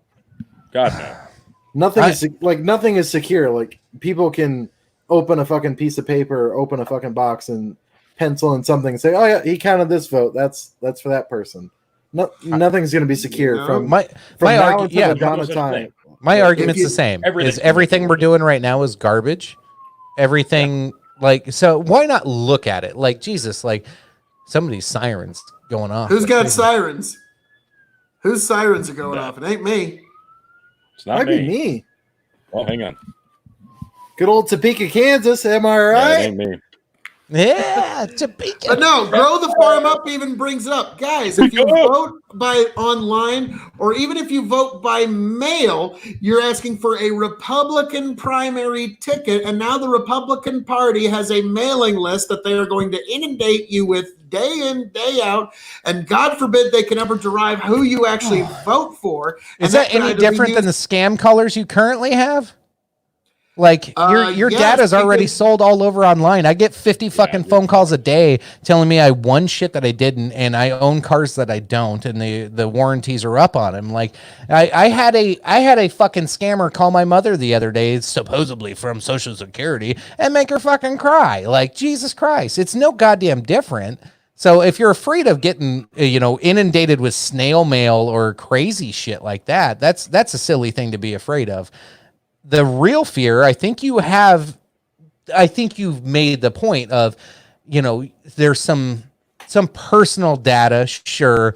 I'm not afraid of snail mail. I'm not afraid of emails. I'm annoyed with phone calls. It is what it is at this point. The thing is how do I get my fucking vote across easy as possible? Because honestly, there's 350 million people that have 12 hours to vote. Come on. Like, why is voting all in one day still? Let That's me my ask other. you something. No, Let there me- you no, go. no. I got a question for both of you. No, for both of you. The question for both of you. Do you want your votes, the votes that you have cast over the last 10 years, to be public knowledge to anyone who asks them? Whoever should try to look them up. Do you want who you voted for the last 15 years, however long any of you have been voting? Do you want them to be public knowledge that can be pulled up like any? There's some people that is supposed to be a private action. Because yes, there are times, like in 2016, people are stigmatized for who they vote for. People might lose jobs for who they vote for. People might lose out on opportunities they vote for. It might break up families over who they vote for. And so yes, the idea that your vote should actually be confidential. Yes. Chris Farley, but no, I'm totally saying this is a legitimate idea. Your vote should be able to be confidential, and it is not anybody else's place to reveal that other than you. I'm not disagreeing with that, but I think the stigma that follows who you voted for is a fucking big deal. That should die off a long time ago. The fact that it's completely anonymous, whatever, that's going to be around for a long fucking time. I don't think it should be such a big fucking deal, personally. But what I'm hearing is that any idea of changing in the voting system, I think mostly it's just a fear of it tampering with who ends up getting elected. I think that's the biggest reason people don't want to change the fucking way we do it, because at the end of the day, it's going to be a big fucking change in the outcomes of the elections. Because if you change the way we vote, you're going to change how many people vote. And if you start adding in new votes to the way we vote, you're going to have completely different fucking outcomes. And I think that alone is what Phil is scared of more than anything, even if he doesn't want to admit it. Hang on. What exactly is it that I'm afraid of, sir? The outcomes being different. Change. Because you're afraid of change. Right now, I'm afraid of the outcomes being absolutely favors the sitting president and favors the Republican Party. I'm afraid all right. We're all talking over each other. Kevin, what did you have? Let's give them a break to collect their thoughts. 90% plus of Americans who vote tell every one of their fucking friends who they voted for anyway, so who gives a fucking shit? Exactly. People put it on Facebook. People put it in their fucking Twitter status updates, for fuck's sake. The best example was last election when Hillary Clinton was a candidate and all the fucking women who voted for her just because she's a woman. She's like, I got to vote for the first possible female candidate, first female president. I'm so proud of myself. It's like, you're literally ruining the entire concept of it. It's supposed to be anonymous. Wait till the president's elected to be like, oh yeah, I voted for that person. Not be like a fucking idiot. But the point doesn't matter. Anyone who judges you or criticizes you based off your political opinion isn't a good friend in the first place. Anyone who fires you can be sued for wrongful termination for firing you for political opinion. That's an extremely unlawful offense. They can be sued. If you get fired for you voting for Trump or Hillary or whoever the fuck you vote for, if you get fired for based off of who you voted for, you should absolutely be able to fucking sue your employer. That's just fucking stupid. Yeah, that is stupid. Regardless of the all of that though, people caring who finds out if someone finds out who you voted for, who gives a shit? Yeah, I voted for that guy. I don't give a fuck. Like, he's less stupid than that candidate, or he's less of a piece of shit than that candidate. Yeah, that's who I voted for. Political affiliation. I'm not a fan of political affiliation is not a federally protected class, guys. Sure. It's not. You're right, but I don't know. I don't know how we got into this. Everybody knowing who you're going to vote for, because I thought this was just like changing the way we vote, like his paper. Thank you, Tom. Thank you. It's not a protected class. Just because it's not a protected class doesn't mean why are we on firing someone? Why are we on this protected class of people knowing who you voted for? We were just talking about changing the way you fucking vote. That this archaic fucking way we've voted for 250 goddamn years is corrupt already. So why not try to fucking improve on it? Because that's all I'm saying. You have a digital footprint as to how joke to begin with. If it goes digital, you have a digital footprint as to how you voted. People can use that against you in a later time. Okay, then let's don't have a digital footprint. Let's find a better way. Fair. Well, Here, that doesn't look, exist look right what I got now. behind What me. is- you know, Let's I got make a filing one. That's what I'm cabinet. saying. Do something different. This I got a fucking whole thing is filing stupid. cabinet Yeah, with a like, bunch Chicken, of are you pieces of saying paper in it honestly that probably that if have an pencil markings on it?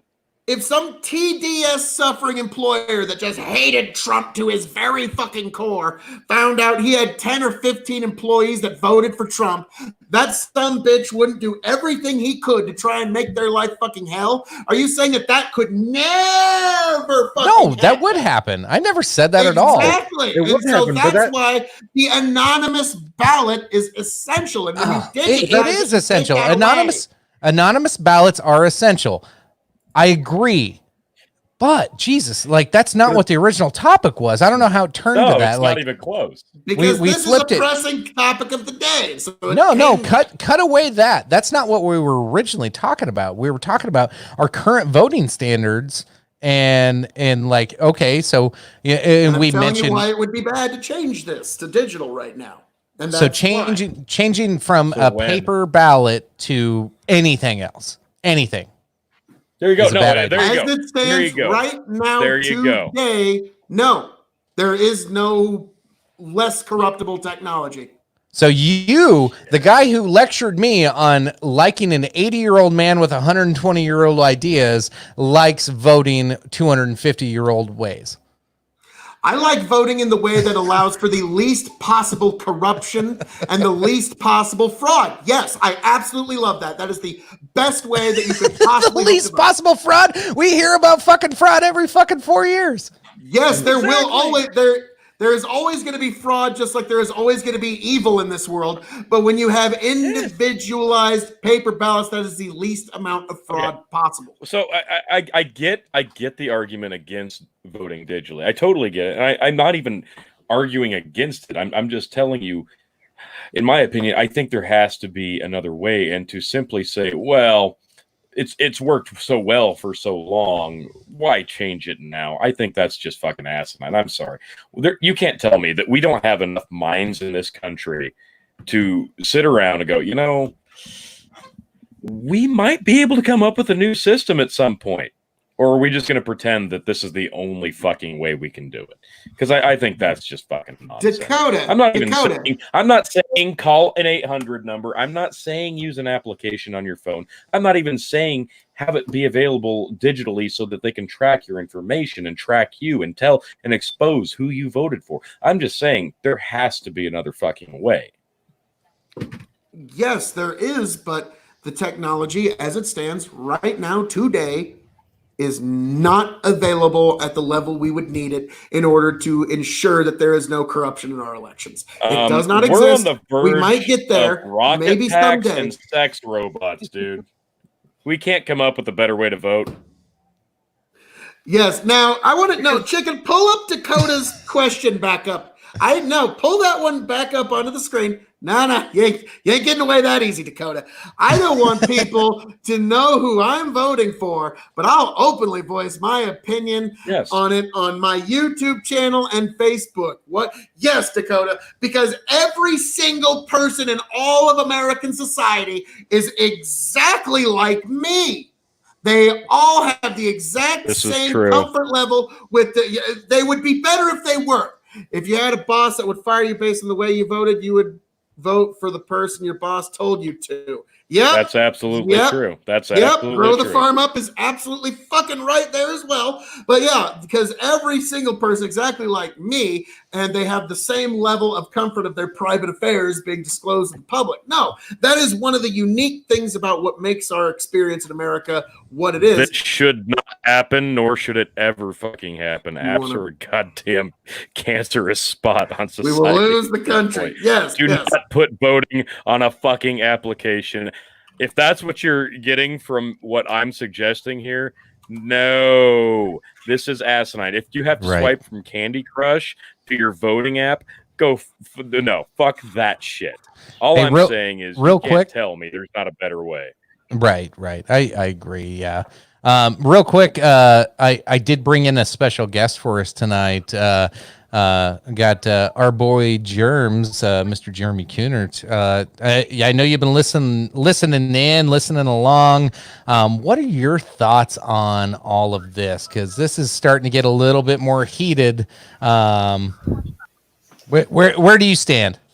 Well, hold on. I kind of missed out on a little bit of it. I was trying to prep everything, and oh god, I'm fucking my shit up. He's still got you got to prep, bro.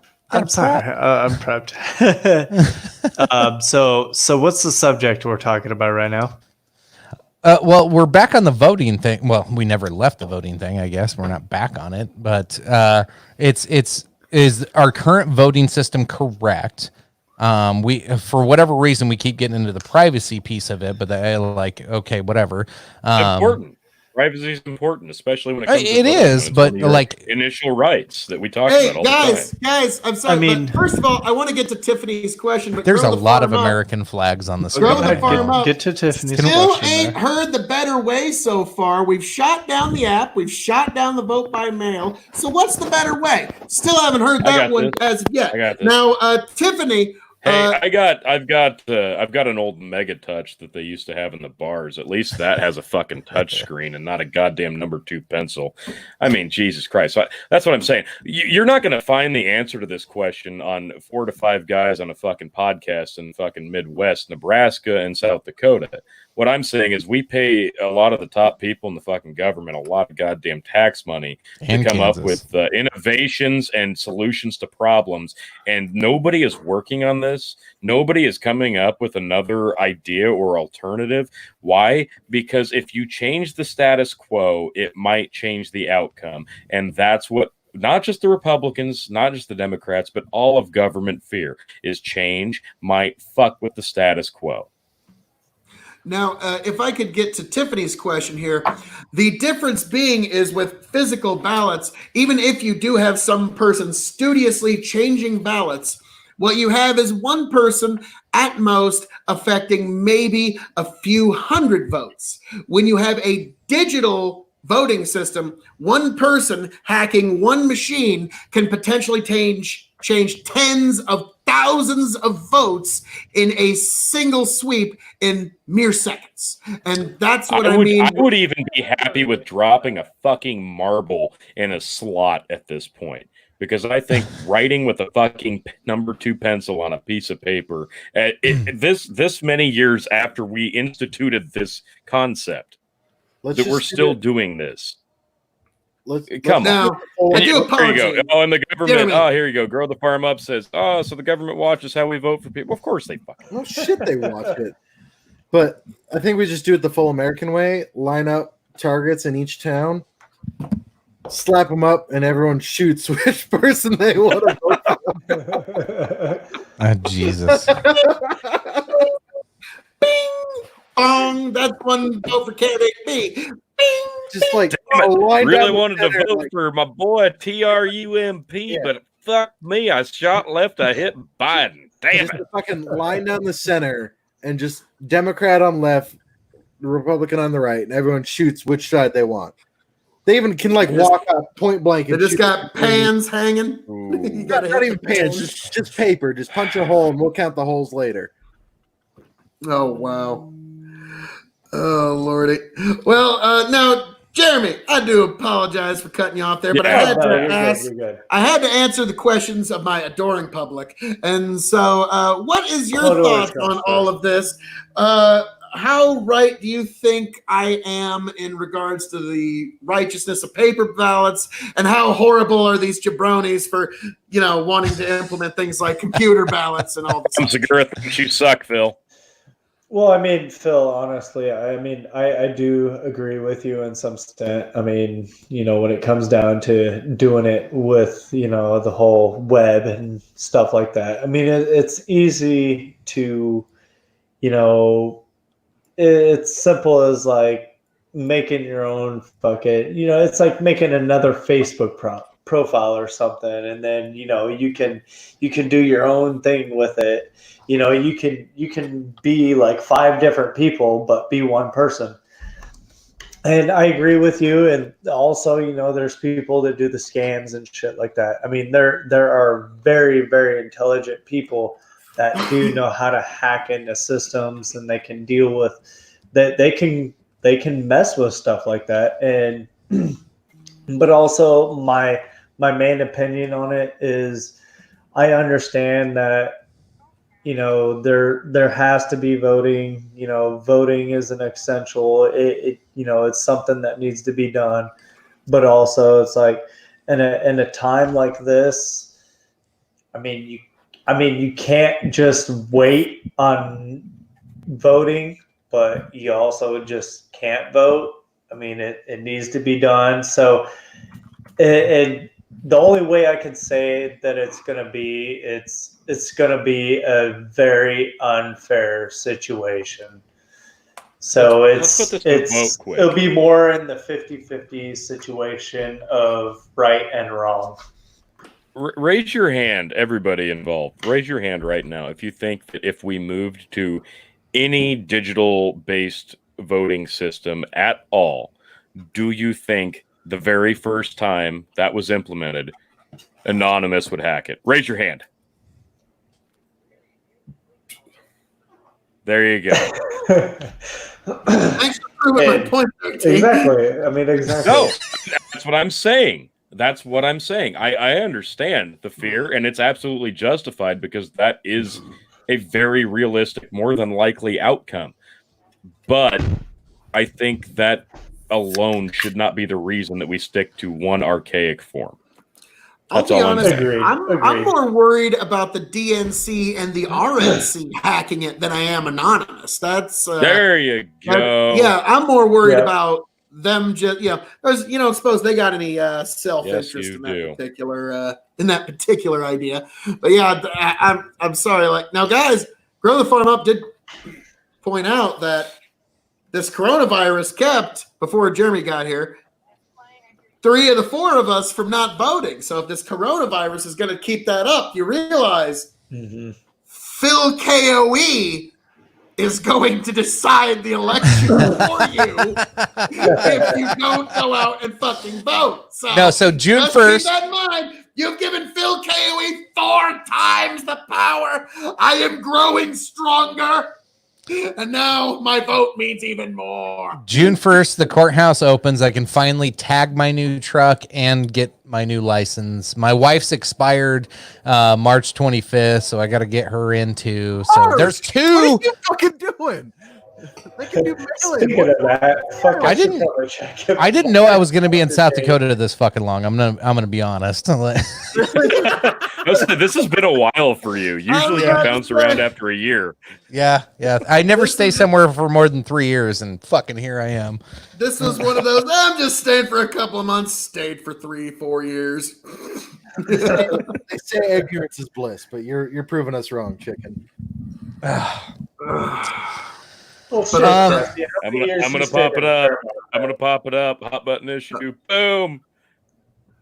Republicans and Democrats are both equally corrupt. Can we agree on that? They both would rig the election. Hold on. Let's see. On a scale of 1 to 10, I'm gonna go fucking 20. Yeah. I was gonna be conservative and only go to 12. Two sides of the same coin. That don't involve in either of it, and they're like, you know what? Let's fuck with these guys. Yes, our coronavirus conspiracy is complete. Yes. We're just scratching the surface. We haven't even gotten to flat Earth yet. Oh God, no. Florps? Heaven forbid we bring 5G back into this goddamn mix. I got 2 people I work with. 5G is what keeps the illusion of the curved Earth for the flat Earth.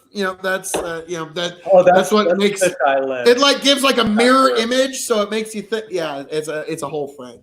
It's that whole fisheye lens. One of my favorite things about the flat Hey, real quick, Jeremy, check the private chat. Go ahead, Kevin.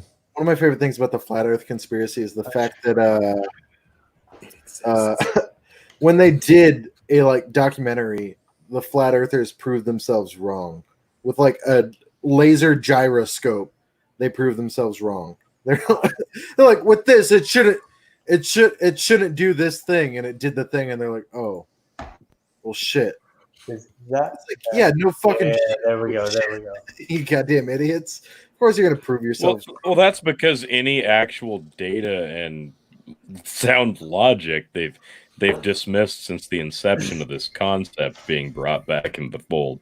They're like, no, you just clearly don't see our mythological ideals in the same light that we do. So get out of here with your facts and logic. And then when they actually introduce that themselves, they're basically just mouth agape. I don't fucking know. Well, this my favorite counter to any flat Earth thing is like, well, this is clearly what happened with the asteroid and the dinosaurs, and it just shows an asteroid hitting like a disc-shaped Earth and launching all the dinosaurs off. Clearly.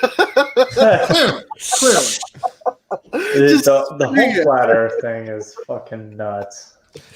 All right, let's before we get into the crazy stuff, and it sounds like we finally moved away from the never-ending horrible political debate. Who are the top 5 TV dads ever? I saw this. I saw this, and I'm ooh. Oh, really? Is that your number one? Yeah, Hank Hill's fucking great.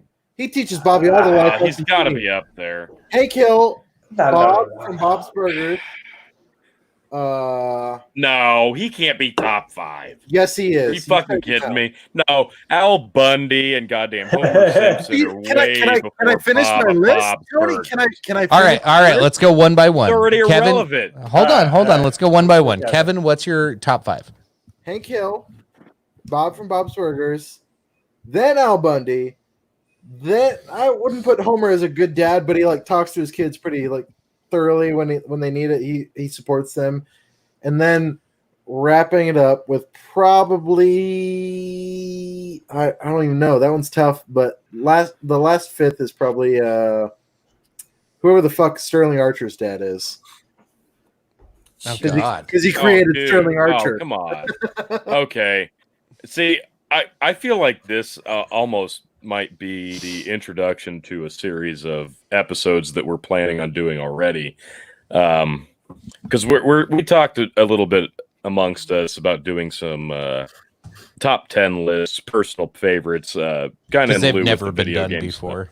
Never. No, they've never been done. It's a completely new concept, and if you're not familiar with what we're talking about taking like personal favorite top 10. It's a crazy concept, but it's interesting, it's exciting, it's new, it's never been done before.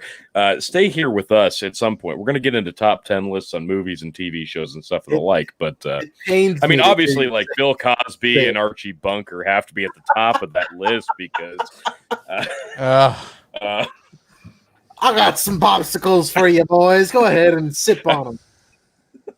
No, there was a comment down here, and this, Red Foreman is in my you top took 5. it from me. Red Foreman's in Red there. Foreman. Like Peter Griffin, Hank Hill, and of course we're going the fucking animated route. Al Bundy, for fuck's sake. Great dad.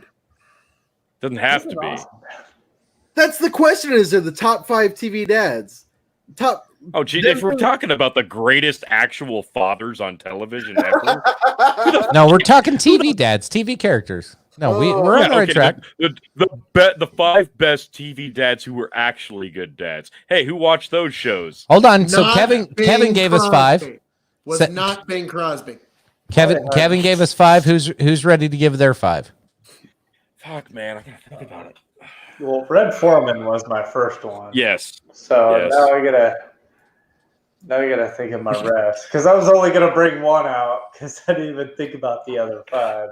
How about what's the guy from Everybody Loves Raymond? Ray's dad. Oh my God. Ray Barone. Ray yeah. Barone. Yes. No, Yeah. no, He Ray falls Barone is for- a That was, no, he monster. was Ray.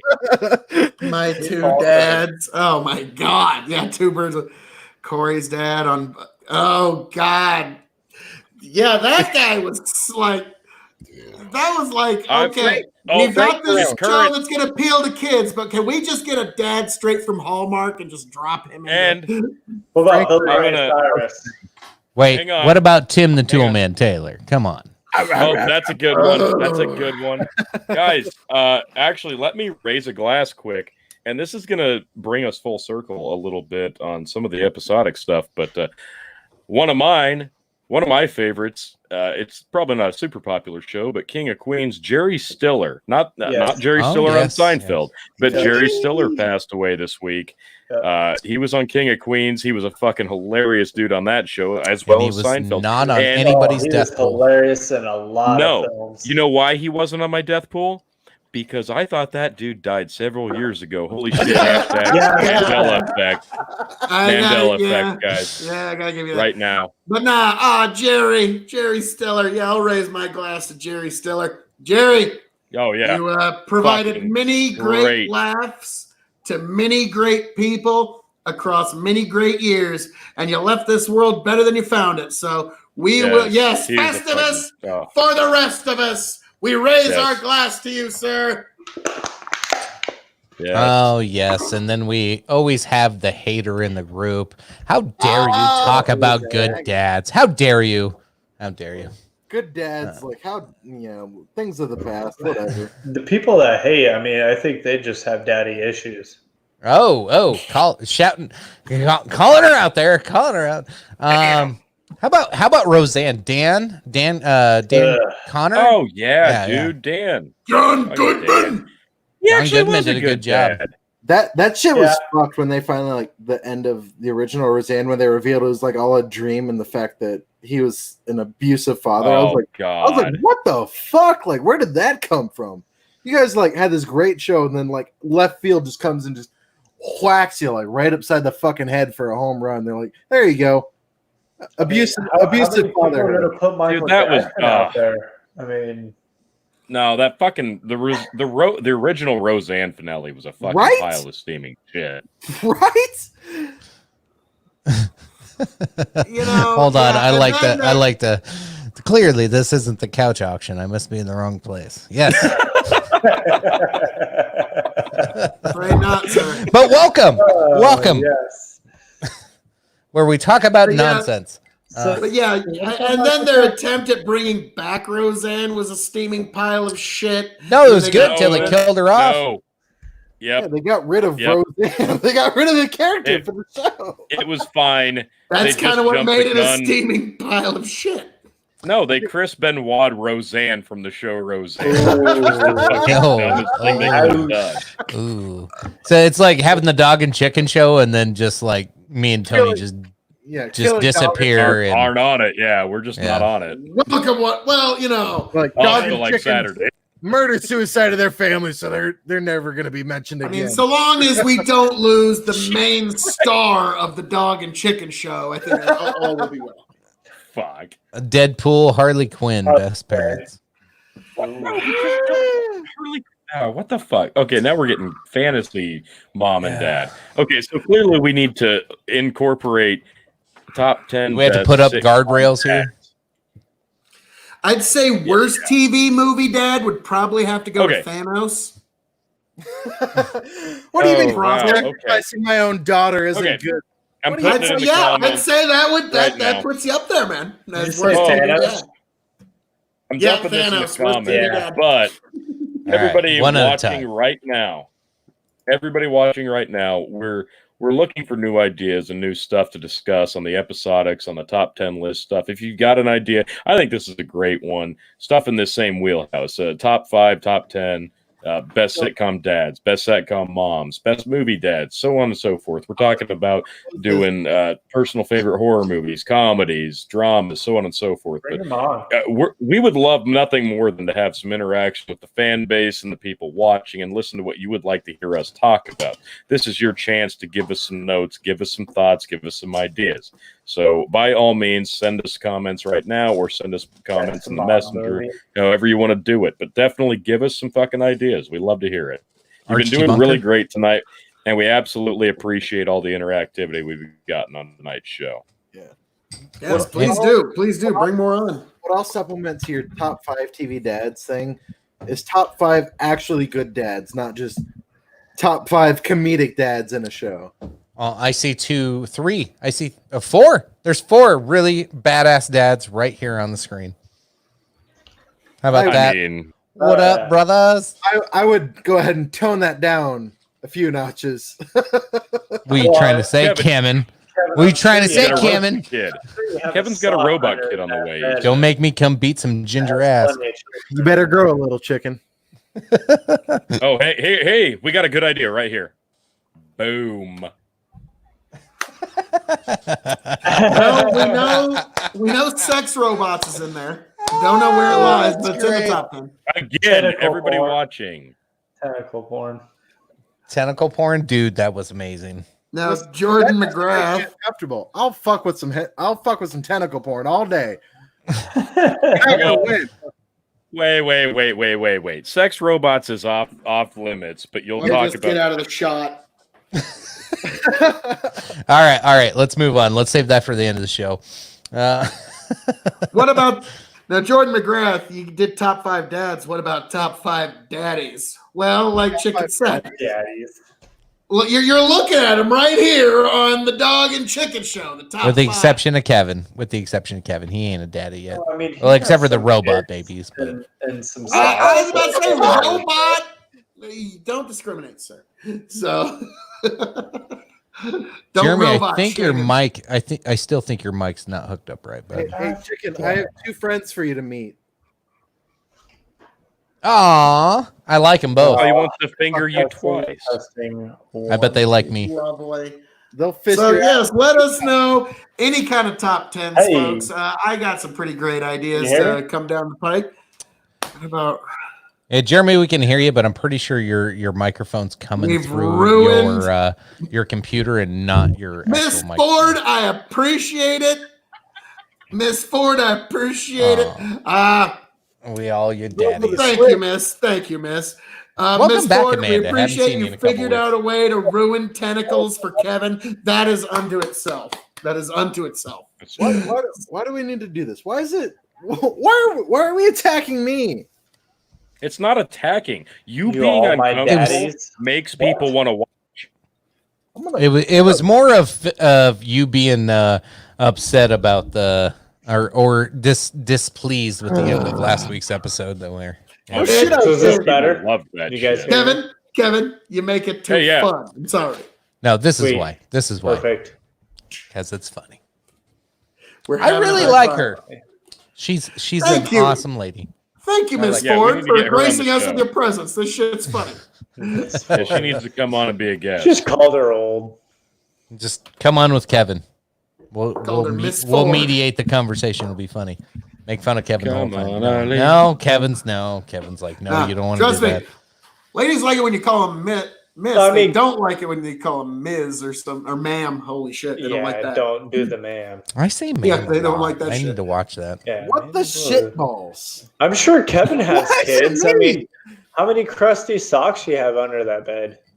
Kevin, you're pretty popular on the show these days. I appreciate it, bud. What was it that we brought up like the first show I was on where you said you wanted to have a competition to see who was the most popular?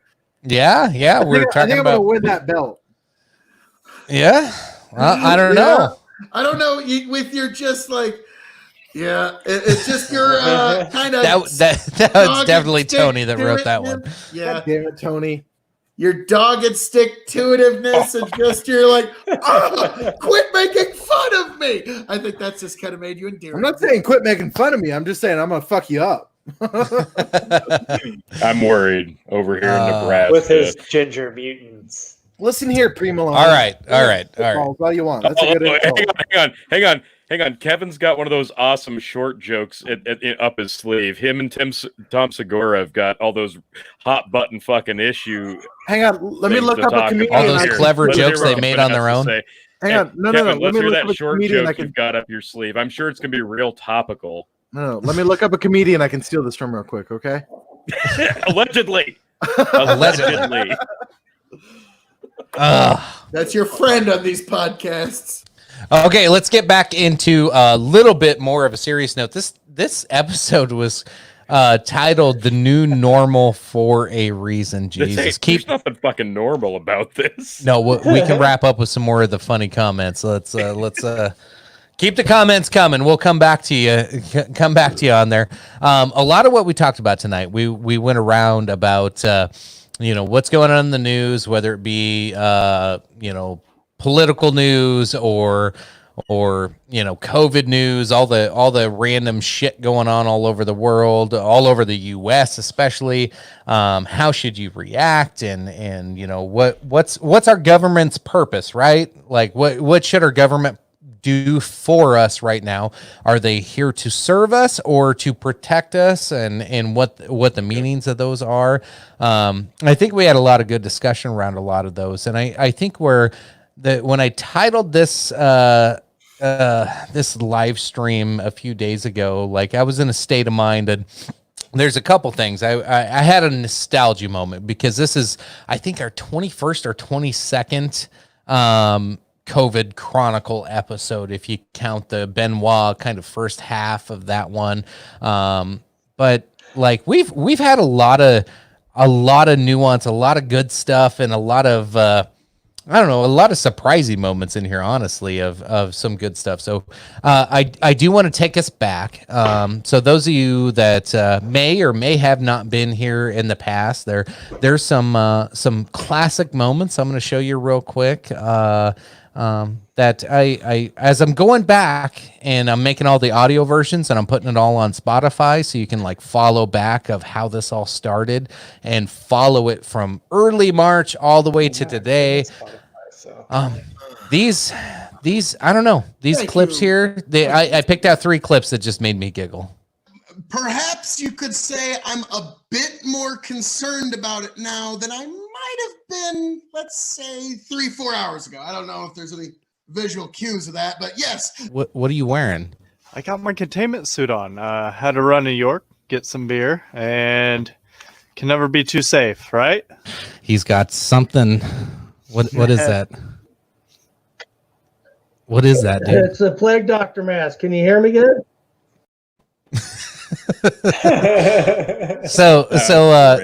All of those came from the first 6 episodes of the Dog and Chicken Show, and most of them 4, 5, and 6, which are all downloading or uploading currently and be available for audio only. So if you're back to work, look us up on Spotify, Apple Podcasts, Google Podcasts, or most places you find your podcasts.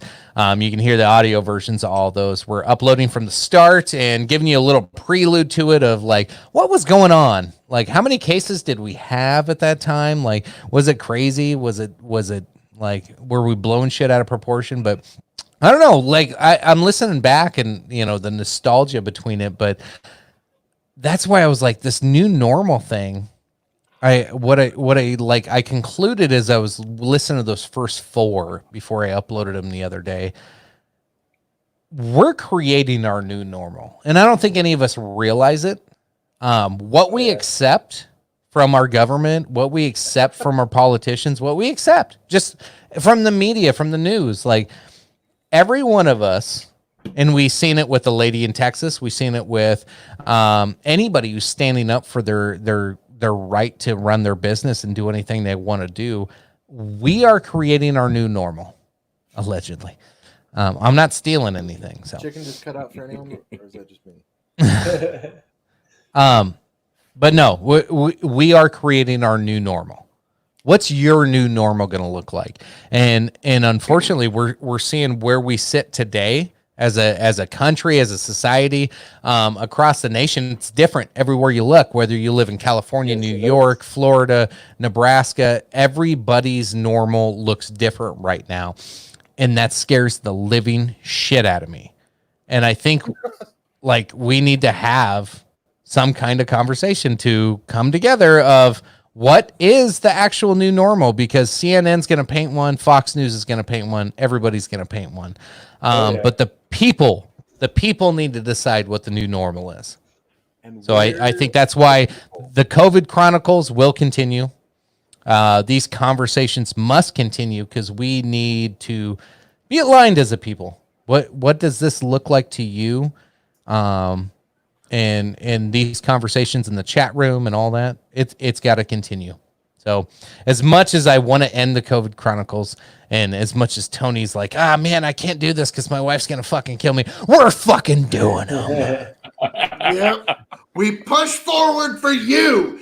Big Bucket Entertainment and KOE Nation, we push forward for our droves of fans and to keep you informed and involved in the day-to-day happenings of this weird, wild, and wacky adventure we call life in this weird, wild, and wacky world we call 2020. So, yes, Chicken, you are absolutely right. We need to keep the Dog and Chicken Show COVID Chronicles going forward because we're not quite out of this one yet, folks, but there's light at the end of the tunnel, and I'm at least somewhat optimistic. We'll see where it goes from there, though. I agree. I'm optimistic too, my friend. Yep. Yes, we can make things way better. We can we can right a lot of wrongs. But there's a lot of things to fix. But right now it's more of taking care of each other, taking care of your local areas. Like it's easy to jump on CNN, Fox News and get all mad. And a lot of shit we talk about on here is like more, I don't know, more U.S. politics and global politics, but pay attention locally. Pay attention locally to your businesses. Who needs help?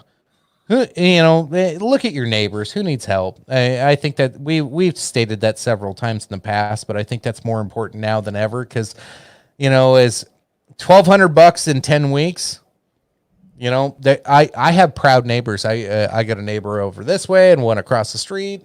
I got two that just sold their house and are getting the fuck out of here. Like shit's real. People are going through some stuff right now, and talking to the two that are still sticking around, they're like, yeah, we're all furloughed, and good thing we had savings. They're living off their savings right now. They weren't poor people by any means, so I'm sure they got some savings to get by for a little bit. But man, what if something happens to them? So look out for each other, folks. Yep. Absolutely. Look out for each other. Look out for your neighbors. Look out for your friends. Look out for your local businesses and local folks, even the people you don't like. It just kind of boils down to what it was like before coronavirus, where like you go to your like local hairdresser, whether it's a family or a friend or just some random local hairdresser, you're going to pay them that extra for the haircut compared to like Sports Clips or somewhere else because it's worth it. But now it's even more important because that person depends on it more than you realize. But now with the epidemic going on, you realize that it's even more important to that individual. A pandemic. Shut up. But like people know that like supporting the local people is 10 times more important. Tony, I'm gonna fuck you up, man. I swear to God. But you're gonna make his mutant powers come out. But it's just like just be there, like Chicken said, be there for each other, support local people, and know that you're all in it together and you can make it easier. Yep. Good stuff. I don't know. The comment stopped. Sorry, I wasn't trying to make it all doom and gloom there. Everybody started listening to us for once. What the fuck? I know they weren't just arguing, Chicken, stuff for a moment. Sorry. No, I think we might start wrapping this up here shortly, unless you guys have any other topics that you wanna dig in there. Jeremy, you didn't have much to say. I'm gonna give you the floor. Like you jumped in, and we haven't heard from you. I mean, honestly, like what you said. I mean, we need to help each other out. I mean, just not within just our community. I mean, do whatever we can to help out in this situation we're in. I mean, it's some people just look it off as like, it's another disease, bypass. But in a extent, I mean, this is something that, it takes toll on people that, they can't handle something like this. And thing is, I mean, we're youth of a nation. Let's help each other out. I mean, we're all one. So, I mean, best thing I can say is it's the circle of life. Yeah, that was a yeah. That doesn't even make sense. We're both Dakota. You've had too much to drink. We're both human. I don't know where that even comes from. Prove it. Oh, I love it. Oh, Thanks, God. thanks, Oh my Dakota. God. Kevin, your inability to take a joke makes it all the more fun. I hope you realize this. You guys are gonna make him so mad his fingernails are gonna grow. I feel like it's his inability to like actually form a comment when he's drunk. Dakota doesn't know what he's saying. I mean, Kevin, these are the questions you need to Made me answer. this way. You made me this way. Sorry, Kevin. You've kind of turned into a gimmick all of a sudden. I hate, We need a gimmick. I hate Okay. all. Hang on. Do you see me? You know that's why it's the most fun. Look. Oh shit. Serious face. Serious face. Yeah, oh God, What was the question, chicken? that's some I'll old school fuck your stuff serious right there. face, Tony. Eat my asshole. Whoa. Hang on. I'm I'm not a robot. You can't program me. Chicken, what was the question? He's got you there. Ouch. You lack Ouch. artificialness, Tony, so he's not your type. So now, Um, Kevin, at this point, you just have to own the robotic. Yeah, I'm just fucking robots. You caught me. You're Mr. Sex him in his Robot bed right now, I'm here. afraid. Like, you're the one that thought Yeah, this was and weird, back to the now brown you're- bed. You're just Mr. Yes. I'm surprised nobody commented on the brown bed. It got lighter brown. Did Where'd you Amanda wash it? go? Who was it last time? It wasn't the Canadian. Who was it? I don't know, but it's Amanda. lighter brown today. It's not. It's the same fucking brown. What do you want? Ginger and brown. Better shit. lighting. Did you wash it? Yes. Is that why it's lighter? Oh, At least like Ew. Wait, what's How long lighter? did you wait to wash it, dude? What the fuck? One wash changes the color? Look in this show. I'm fucking.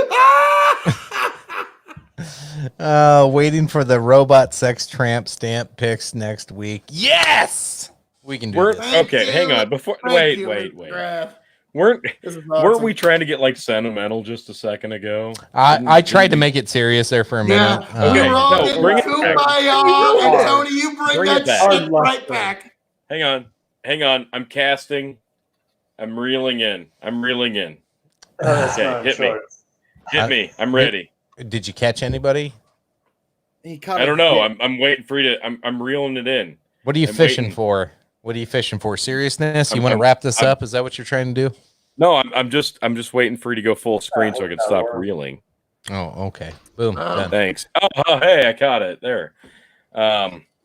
So essentially, what we're talking about here is something we've talked about for unfortunately a few weeks now. Chicken said this a few times, and we're hopefully on the. And I got to take a break. That's beautiful. No, pull that back up. That just needs to be on the screen with me. That's beautiful. Like it, honestly, tear to my eye. But and of course, yeah. Tony, I and you cannot know what? You express- don't even need pills. You don't Tony- even need pills because Tony- robots are good to go 24/7. What, Tony, Kevin? I can't express how much I hate you. I hate That's fine. you so You know much. what? And I can live with that day to day. And you know what? No, everything's fine. You know why? Because social distancing works. And I'm gonna I think- fucking find you, Tony. You can't hide. I'm coming for you. Jesus hey, Christ. I don't need to hear about what you're doing with your microwave and your weird fetish. So All right, anyway, let's all give closing monologues. Let's get out of I'm this shit. trying. Jesus I'm Christ. trying. I'm Hit it, trying, but hit it, Kevin's over Tony. here fucking a toaster. Jesus. God, I feel like I was going somewhere deep. Anyway, social distancing works, Kevin. Anywho, what this boils down to is, like you've said for many weeks, is hopefully we're on the downhill slide of this. We're actually introducing the idea of, I think even in Florida this week, sports teams, professional sports teams are allowed to go back out and start practicing and actually start looking forward to a potential season, because even a month ago, we didn't fucking know. Actually, we basically expected that there was going to be no football season on a pro or collegiate level. They're discussing a shortened Major League Baseball season. And I'm using the professional sports analogy because it's one of the more important things ingrained in American day-to-day life, because it's just one of those things you're familiar with. It's always being there. So when it was taken away from us, I think that was one of the things that really drove this home as being very, very worrisome and very, very concerning. So if we're actually opening the conversation up and talking about potentially having half seasons and full seasons of specific sports, I think we're finally there to what you were talking about, being maybe potentially on the downhill slide of this. I guess my final thoughts on this are going to be, I'm optimistic for that to happen. I'm hopeful that the curve and the peak and all that nonsense is kind of behind us. But regardless of what's going to happen when we start reopening, take everything you hear on the news with a grain of salt. Trust your local news. Don't listen to all the bullshit on CNN or Fox News or MSNBC. Because when we start reopening, they're going to push fear again. It's going to be mass hysteria regardless of who you listen to. Take it with a grain of salt. Pay attention to what's surrounding you locally. Understand the world around you. Because when we start to open back up the world, you've got to look at it as a whole. You've got to look at it as an individual. You've got to look at it locally. It's not the same for everybody. And opinions on Facebook and Twitter don't necessarily justify your opinion agreeing with theirs, because not everybody's in the same boat, even though that was the fucking hot button term that we used a few weeks ago. We're all in this together. Well, we are, but it's not the same fucking boat. So when we start reopening this country, it's going to be different for almost everybody. So keep that in mind. Be optimistic, but at the same time, be a little bit tepid and realize it's not the same for everybody. But again, I've said this so many times, be safe. Continue to do all the things that they suggest. Use the hand sanitizer. Wear the mask if it makes you feel safe. Wear the fucking gloves if you want. Just don't put them in your fucking mouth.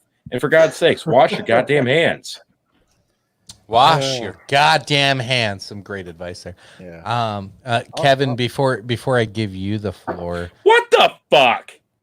Hold on. I got to make sure. No, this. What the fuck? You might as well say Al Jazeera is a good source. We're 10 times the Young Turks right here. We're at least anyway, 10 times back to Decepticons. Can I continue with my closing? In disguise. And the plot twist. Kevin is the ginger robot chop. Okay. All right, Kevin. I'll let you. Oh my goodness.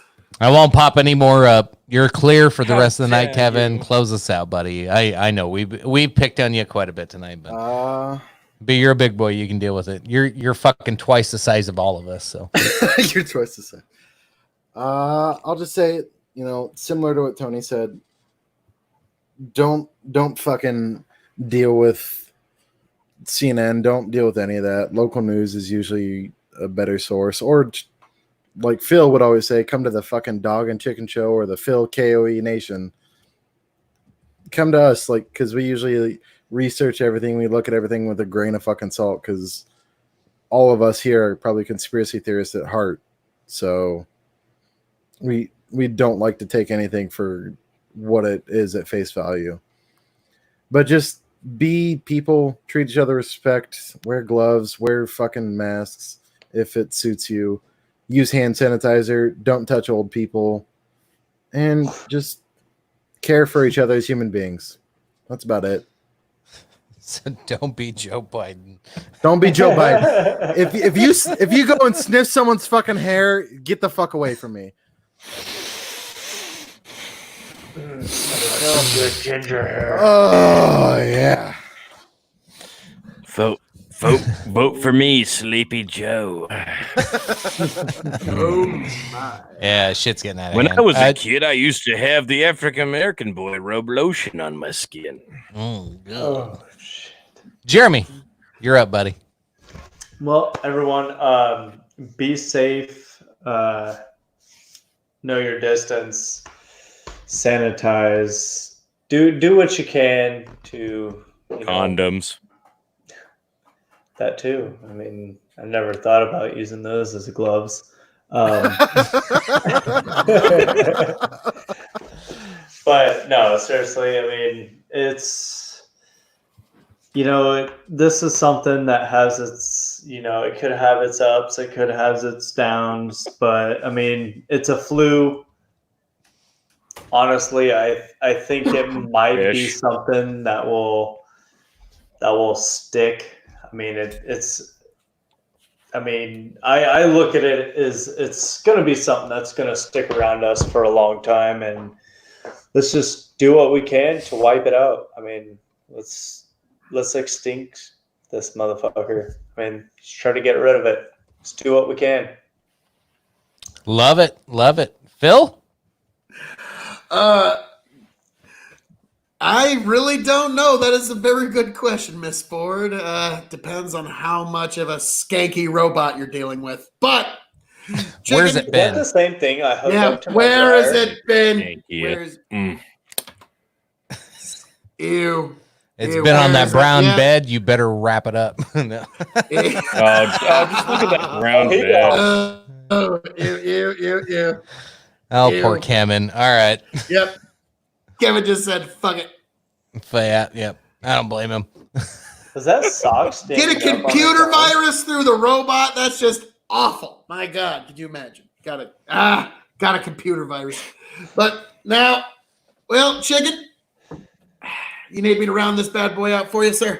Update your malware first. I got to give my yes, Chicken. For God's sake, your name's only in the title of the fucking show. Why don't you grace us? Well, I gotta say goodbye to my adoring motherfucker. fans. I'm trying to tell Chicken to give us some insight, and even Phil's like, "No, fuck that shit. I got to get a little bit more glory in." Come on, Phil, just get your glory in, Phil. Yeah, just do it. Here's folks, this. Hang as on. I'm known to say around here, all that being said, this has been the Dog and Chicken Show Extreme Edition. Follow me at KOE Nation on YouTube. Follow me as Phil KOE on Facebook. This has been another edition of the COVID Chronicles as we chronicle these interesting times and we look into the future. Folks, thank you for joining us. Thank you for being here. Keep safe. Keep coming back. Keep coming right here to the Dog and Chicken Show to find out all the happenings in this crazy, crazy world and this crazy, crazy adventure we call life. This is where you come. This is where we meet. This is where it all comes together. Yes, Kevin's just saying, fuck all. Fuck all. You are correct. Come here to the Dog and Chicken Show for everything you need for COVID, everything you need for news, everything you need for philosophy, everything you need to understand and analyze the world. This is where you come. Like, share, subscribe. Please spread the message out to the masses. Folks, thank you. I am the devilishly handsome outlaw himself, your king of extreme, Phil KOE, signing off and handing it off. And as the main star of the Dog and Chicken Show, handing it off to my co-stars, Dog and Chicken. Gentlemen, take it away. Trying. Jesus, tits, Phil. Oh, you're something else. All right. Appreciate everybody tuning in tonight. As always, Phil, get the band, or Phil, Jesus Christ. No, don't give it back to him. No. God, no. I'll mute him. I'll fucking mute him for you. Give it back. Don't fucking give it back to him. I just muted him. Somebody had to mute him tonight. And I unmuted. You bastard. Anyway, so Tony, get the banners ready. Hey, folks, make sure you tune in Tuesday night. We're going to have a special edition of the Dog and Chicken Show Live. It's going to be Revolutionary Wrestling Podcast, Dog and Chicken Show, and King of Extreme Nation. We're going to be doing Andre the Giant's birthday beer challenge, 117 beers in one night. We need your help. Send us pics on Big Buckin'. If you look up Big Buckin' at facebook.com, link down below, or you see it scrolling across the bottom there.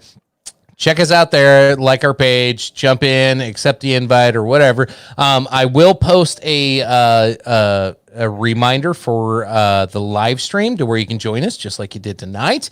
And then share with us live how many drinks you have. The goal is we have 4 hours. That's as long as we get to do these live streams. We're 2 hours, 40 minutes in so far tonight. The live stream kicks us out after 4 hours. So we have 4 hours to get down 117 beers.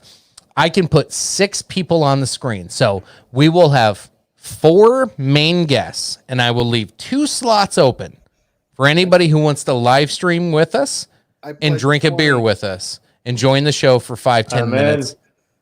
And we will rotate. We will rotate people through the show and get as many folks in as we can. There is no real conversation. We are just going to be drinking, bullshitting, having fun because it is a pro wrestling star's birthday, and he drank a shit ton of beer in one sitting, and that's just an amazing thing to talk about. So, and then I'm sure we'll talk about sex robots. That'll come back up. But outside of that, as always, I appreciate everybody tuning in. Like, share, subscribe. Check us out on the YouTube channel as well. We have Dog and Chicken Show on YouTube. Then we have Big Buckin' at Facebook. And then also we have our locals page where you can jump in, join our local echo chamber. It's like a little Facebook account. You download the Rubin Report app and you can chat directly with us on there. It's kind of a cool little deal. Still trying to grow that one. But then the most exciting thing we're doing right now is we've started from the beginning of the COVID Chronicles, episode 1, and we're dropping them down audio format for all you folks going back to work. So you can go back and see how it all started and how it all grew. I got a little 2-minute intro so far on most of the episodes to kind of give you a little hint of what was going on, how many cases we had, and you get a little preview to what you're about to hear. And I just listened to episode 5, which drops tomorrow, and Jesus Christ, I don't even know how to do an intro to that one. It was such it was one of those fucky episodes like tonight. I just don't even know what to say to it. So complex in so many different areas. It was great. It was good. I laughed a lot. I cried a lot. We laughed. We cried. Yes. We laughed. We cried. It was an incredible journey. Tony, and any final words for the folks? I know most everybody said goodbye already, but any last words before we sign out? Yeah.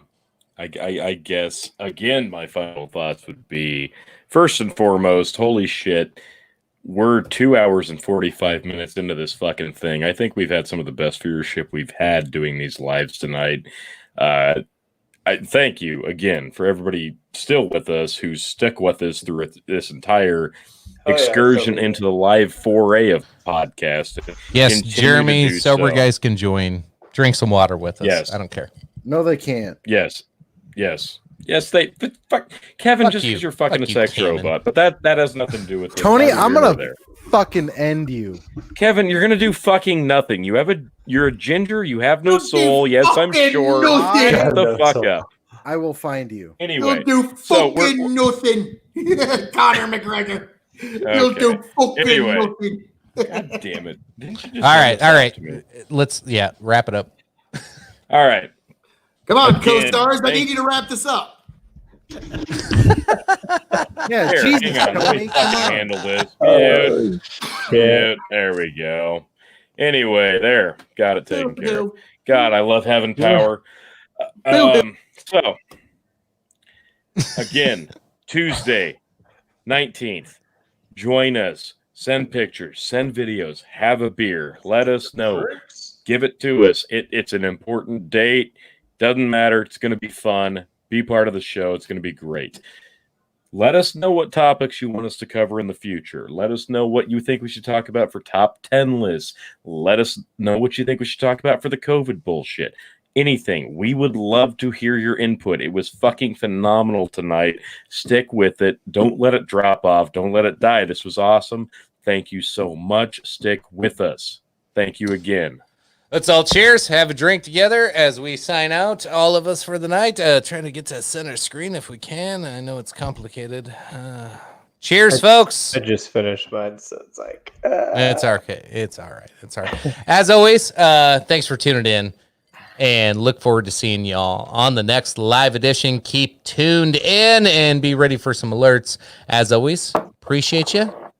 yes. Love you. Bye.